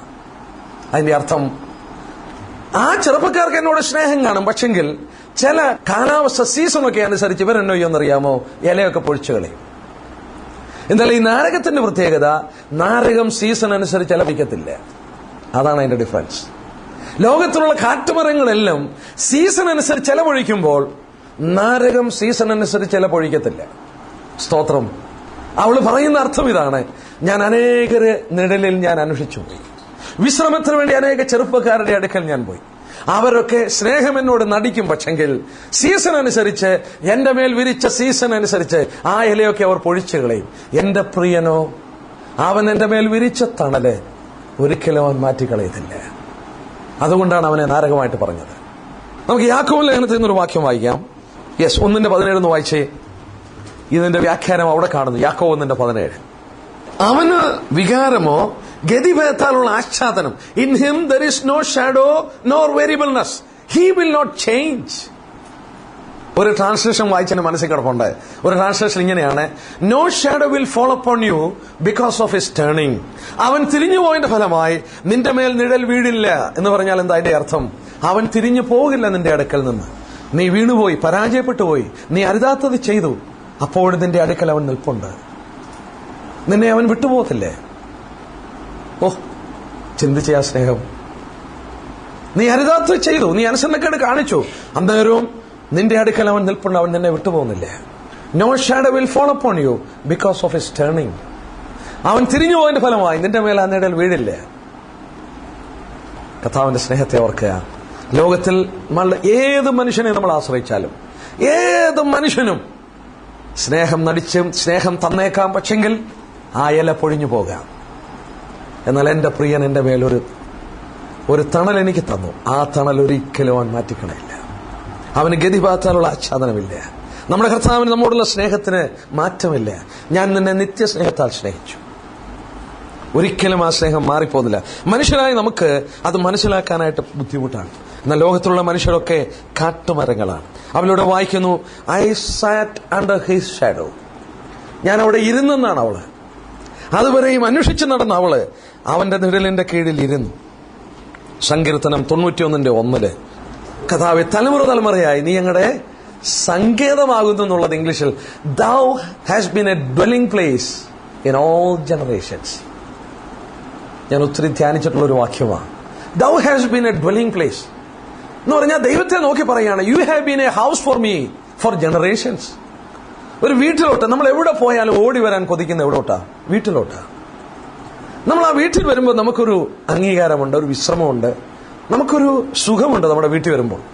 ദൈവത്തിന്റെ മുഖത്തേക്ക് thou has been a dwelling place all generations. ജീവിതത്തിന്റെ ചൂടുള്ള വേളയിൽ, ജീവിതത്തിന്റെ ബുദ്ധിമുട്ടുള്ള സന്ദർഭങ്ങളിൽ, നമ്മുടെ സ്വന്തം വീട്ടിൽ നമ്മൾ സ്നേഹിക്കുന്നവരുടെ അടുക്കൽ ഓടി വരാൻ കൊതിക്കുന്ന പോലെ thou has been a dwelling place for us. നീ ഒരു വിശ്രമ സ്ഥലമാണ്, ഒരു താമസ സ്ഥലമാണ്, ദൈവജനത്തിന് ഓടിച്ചെല്ലുവാൻ കഴിയുന്നൊരിടം. അതേ ആശയമാണ് ഇവിടെ പറയുന്നത്. I sat under his shadow and his fruit was sweet to my taste. ഒന്ന് ശ്രദ്ധിച്ചു നോക്കിയാൽ എത്ര സത്യമാണെന്ന്. ഈ കർത്താവിന്റെ നിഴലിൽ വന്നിരുന്നിട്ട് ഈ കർത്താവ് തരുന്ന ഓരോ പഴങ്ങൾ ഇങ്ങനെ ഭക്ഷിക്കുകയാണെങ്കിൽ, ശുനമി പറഞ്ഞ പോലെ ഈ നാവിന് ഇങ്ങനെ മധുരമായിരിക്കും. കർത്താവ് തരുന്ന നീതി, വീണ്ടെടുപ്പ്, വിശുദ്ധീകരണം, പുത്രത്വം, അംഗീകാരം. ഈ ഓരോ പഴം ഒന്ന് ഭക്ഷിച്ചു നോക്കിയേ, നമ്മുടെ വായ് ഇങ്ങനെ മതിലിച്ചോണ്ടിരിക്കും. അവൻ തരുന്ന പഴങ്ങൾ ഓരോന്ന് ഭക്ഷിച്ചുകൊണ്ടിരുന്നാൽ ആ നിഴലിൽ ഇരുന്ന് ആസ്വദിക്കുക മാത്രം, ഇതിന്റെ എങ്ങനെ രുചി അനുഭവിച്ചുകൊണ്ടിരിക്കും. അതല്ലേ ജീവിതത്തിന്റെ അന്ത്യത്തിൽ ചെന്നാലും മതി വരാത്തൊന്ന്. ഇതിന്റെ ആദ്യത്തെ വായിച്ചില്ലയോ, നിന്റെ സ്നേഹം വീഞ്ഞിലും രസകരമാണ്. കർത്താവിന്റെ സ്നേഹം ആസ്വദിച്ച ജനത്തിന് വേറെ ഒന്നും വേണ്ട. അവർക്ക് തൃപ്തിക്ക്, സന്തോഷത്തിനെല്ലാം അവൻ മതി. 4-ാം വാക്യം കൂടെ നോക്കാം നമുക്ക്. അതിന്റെ ആദ്യത്തെ ഒരു പോർഷൻ എന്ന് അവസാനിപ്പിക്കാം. 4-ാം വാക്യം, അവൻ എന്നെ വീഞ്ഞു വീട്ടിലേക്ക് കൂട്ടിക്കൊണ്ടിരുന്നു, എന്റെ മീതെ അവൻ പിടിച്ച കൂടി സ്നേഹമായിരുന്നു. വളരെ അനുഗ്രഹിക്കപ്പെട്ട ഒരു വാക്യമാണ് 4-ാം വാക്യം. He has brought me to his banqueting house and his banner over me was love. ഞാൻ തനിയെ ആ വീട്ടിൽ വന്നതല്ല. ഈ വിരുന്ന് വീട്ടിൽ, ഈ വീഞ്ഞിന്റെ വീട്, വീഞ്ഞ് എപ്പോഴും സന്തോഷത്തെ കാണിക്കുന്നതാണ്, നമുക്കറിയാം. ഈ വീഞ്ഞു വീട് സഭാപ്രസംഗി 10:19 സഭാപ്രസംഗി 10:19 ഇങ്ങനെ വായിക്കുന്നു, സന്തോഷത്തിനായിട്ട് വിരുന്ന് കഴിക്കുന്നു, വീഞ്ഞ് ജീവനെ ആനന്ദിപ്പിക്കുന്നു. നോക്കുക, ജീവനെ ആനന്ദിപ്പിക്കുന്ന, സന്തോഷം തരുന്ന ഒരു വീടുണ്ട്, അത് ദൈവസഭയാണ്. നമ്മൾ വായിക്കുന്നു, he brought me to his banqueting house. ഈ വിരുന്ന് മേശയുള്ള, ഈ വിഭവങ്ങൾ വിളമ്പുന്ന ഈ വീട്ടിൽ എന്നെ കൂട്ടിക്കൊണ്ടുവന്നു. എന്നെ അവിടെയൊക്കെ കൂട്ടിക്കൊണ്ടുവന്നു. ഞാൻ തനിയെ വന്നതല്ല, എന്നെ അവിടെ കൂട്ടിക്കൊണ്ടുവന്നാണ്. അല്ലേ? നമ്മളൊന്ന് ചിന്തിച്ചു നോക്കിയേ. വചനത്തിൽ എത്രയോ നിഴലുണ്ട്. അർത്ഥപ്രാണനായി കിടന്ന മനുഷ്യനെ എങ്ങനെ കൊണ്ടുവന്നു? അവൻ വഴി അമ്പലത്തിലെത്തിച്ചു.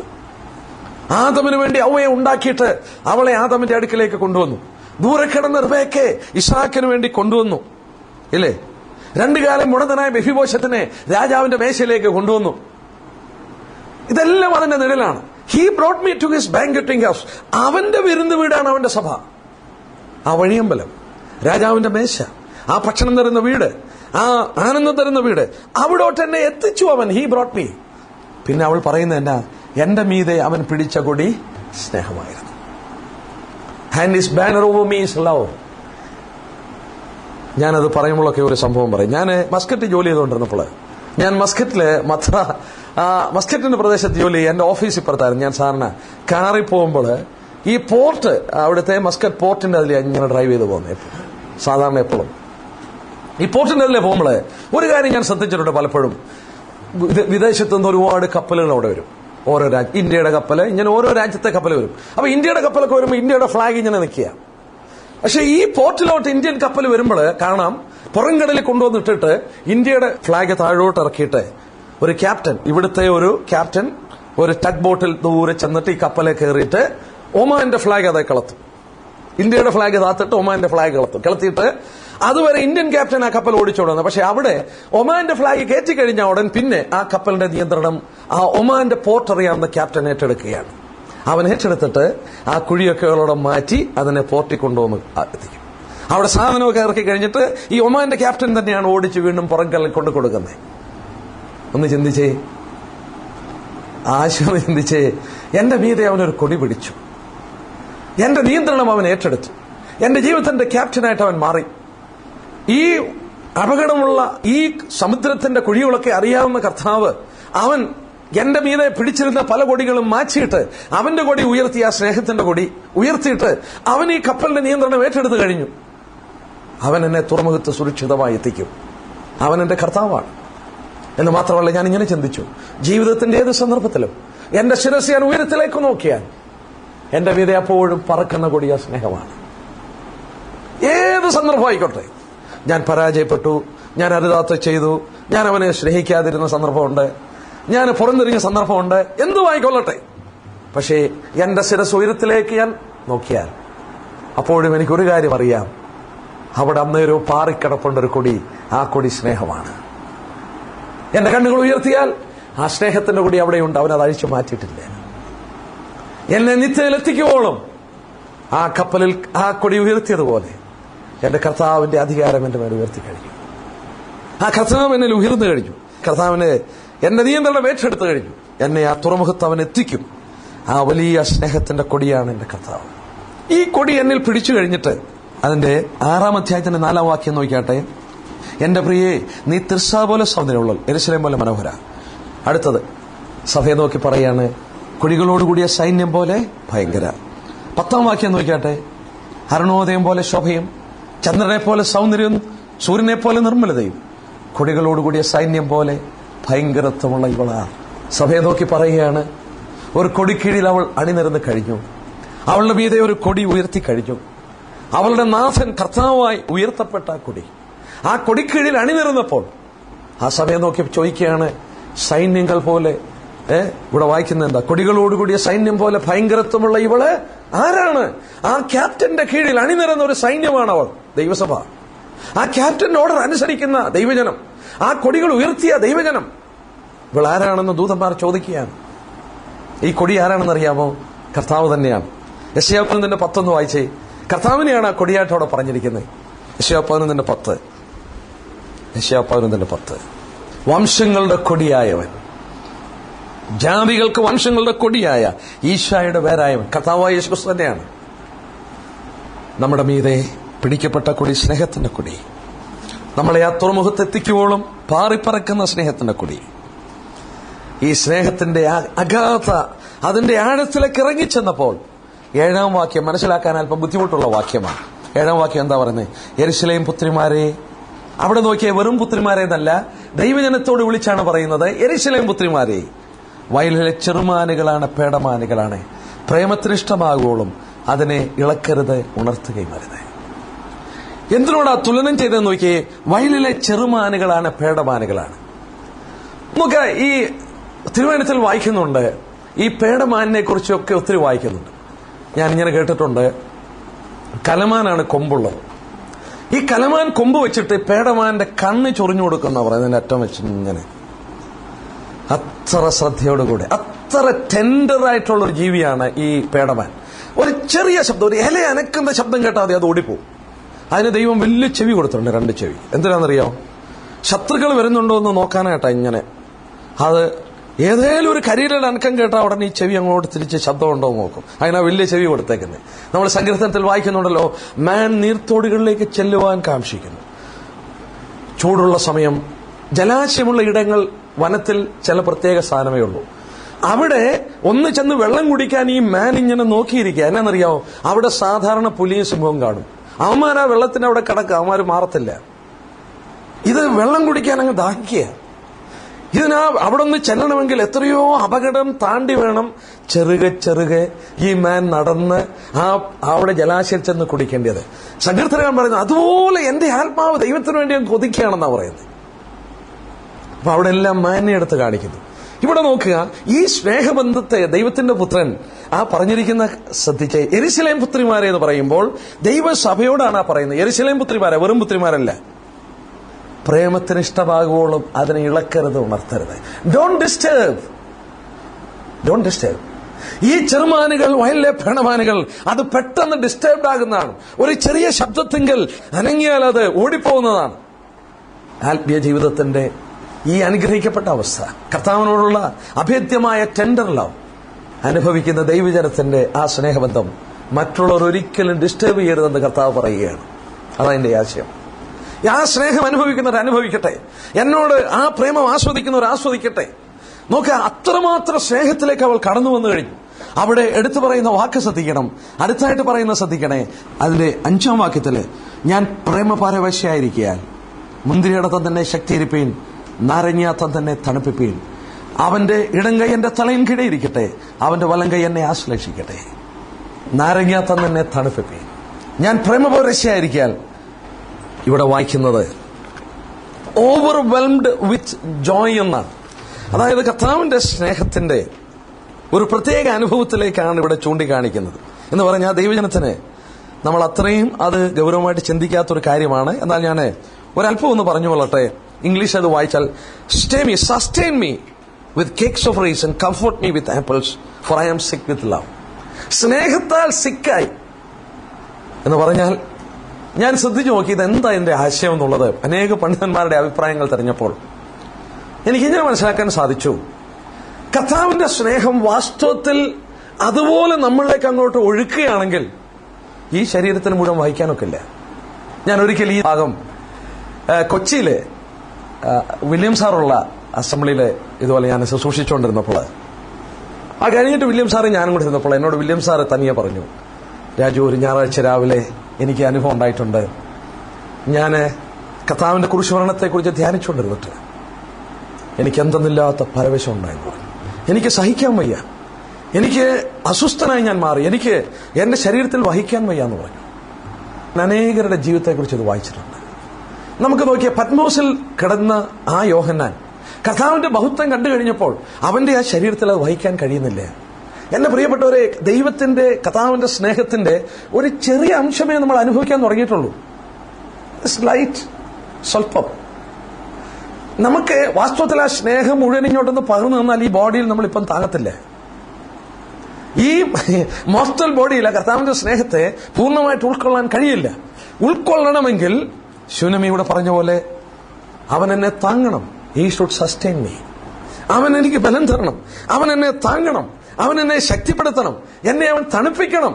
ഇല്ലെങ്കിൽ ഞാൻ എമോഷണലായി സ്റ്റേഡപ്റ്റായിട്ട് പോകും. ഞാൻ ആ ആശയമാണ് ഇവിടെ പറഞ്ഞിരിക്കുന്നത്. ഞാൻ പല പണ്ഡിതന്മാരെ കുറിച്ച് വായിച്ചിട്ടുണ്ട്. D.L. മൂഡിയെ കുറിച്ച് എനിക്ക് തോന്നുന്നു എന്റെ ഇരിപ്പുണ്ട് ആ book, experience of famous Christian എന്ന് പറഞ്ഞ D.L. മൂഡിയുടെ അനുഭവത്തില് ഇതുപോലെ കർത്താവിന്റെ സന്തോഷം കടന്നു പിടിച്ചൊരു സന്ദർഭം ഉണ്ടായി. തന്റെ ധ്യാനത്തെങ്കിൽ, തന്റെ ജീവിതത്തിന്റെ ധ്യാനത്തെങ്കിൽ ഒരിക്കൽ കർത്താവിനെ ധ്യാനിച്ചുകൊണ്ടിരുന്ന സന്ദർഭത്തിൽ സ്നേഹം അങ്ങോട്ട് കടന്നു വന്നിട്ട് കർത്താവിനോട് പറഞ്ഞു, കർത്താവേ മതി, ഇനി വഹിക്കരുതേ കർത്താവേ.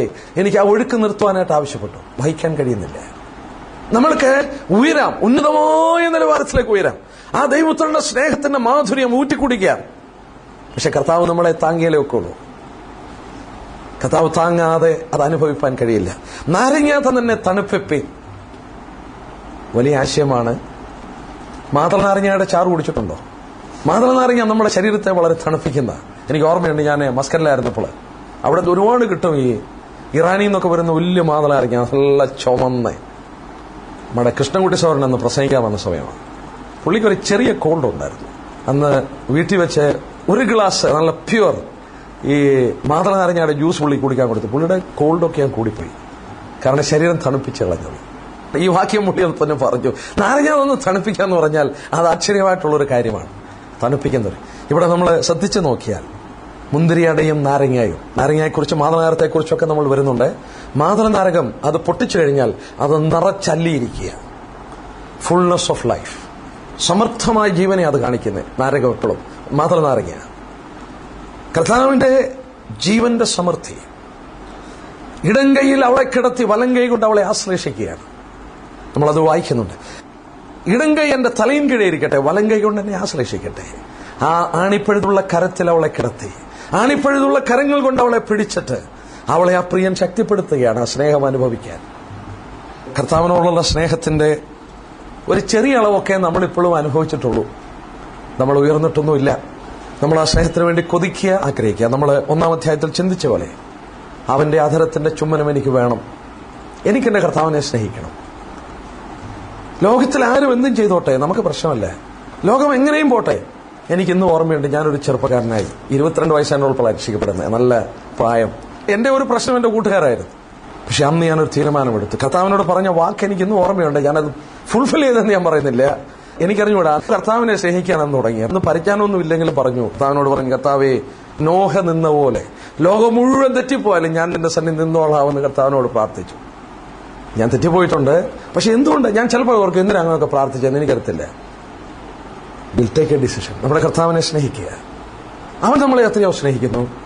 ആ സ്നേഹത്തിന്റെ ഒരു ചെറിയ അംശമേ നമ്മൾ അനുഭവിച്ചു തുടങ്ങിയുള്ളൂ. നമ്മൾ ആനന്ദിച്ചു തുടങ്ങിയാണ്. ഈ ആനന്ദ സമൃദ്ധി ഫാനി ക്രോസ്ബി പറഞ്ഞ പോലെ, ഫാനി ക്രോസ്ബി അറിയാമല്ലോ അല്ലേ? കണ്ണു കാണാത്ത ദൈവദാസൻ. 5000 പാട്ടാണ് എഴുതിയത് ഫാനി ക്രോസ്ബി, കണ്ണു കാണാത്ത സ്ത്രീ. ആ സഹോദരി എഴുതിയ 5000 പാട്ടിൽ ഒരു പാട്ട്, ഞാൻ ആ തീരം അക്കരെ കിടക്കുമ്പോൾ ആ സന്തോഷം എന്തെന്നുള്ളത് ഞാൻ കണ്ണു കാണാൻ അവർക്കൊന്നും കാണാൻ സാധ്യമല്ല. എനിക്ക് ആ സ്നേഹം എന്തെന്നുള്ളത് ഞാൻ അന്നറിയും. The fullness of joy. നമ്മൾ അനുഭവിപ്പാൻ പോകുന്ന സ്നേഹം എത്ര വലുതായിരിക്കും. ഈ ഭൂമിയിൽ നമുക്ക് അനുഭവിപ്പാനായിട്ട് കഴിയും. നമ്മുടെ കർത്താവിന് നമ്മളുള്ള സ്നേഹം എത്ര വലുതായിരിക്കും. നമ്മളെക്കുറിച്ചുള്ള ചിന്തകൾ എത്ര വലുതാണ്. ക്രിസ്ത്യ ജീവിതത്തിന്റെ വാസ്തവത്തിൽ സത്ത് അവനെ സ്നേഹിക്കുക എന്നുള്ളതാണ്. നമ്മുടെ ആരാധന എന്ന് പറയുന്നത് അവനെ നമ്മൾ സ്നേഹിച്ച് സ്തുതിക്കുന്നതാണ്. അവനോടുള്ള ബന്ധത്തിൽ കൂട്ടായ്മ അനുഭവിക്കുമ്പോൾ നമ്മുടെ ജഡമാംസി അവന് വേണ്ടി സുഗന്ധം പുറപ്പെടുവിക്കുകയാണ്. നമ്മൾ ഓർത്തതുപോലെ ലോകം മുഴുവൻ തെറ്റിപ്പോട്ടെ, എന്തു സംഭവിക്കട്ടെ, എന്റെ കർത്താവിനെ ഞാൻ സ്നേഹിക്കും. നമുക്ക് പ്രാർത്ഥിക്കാം.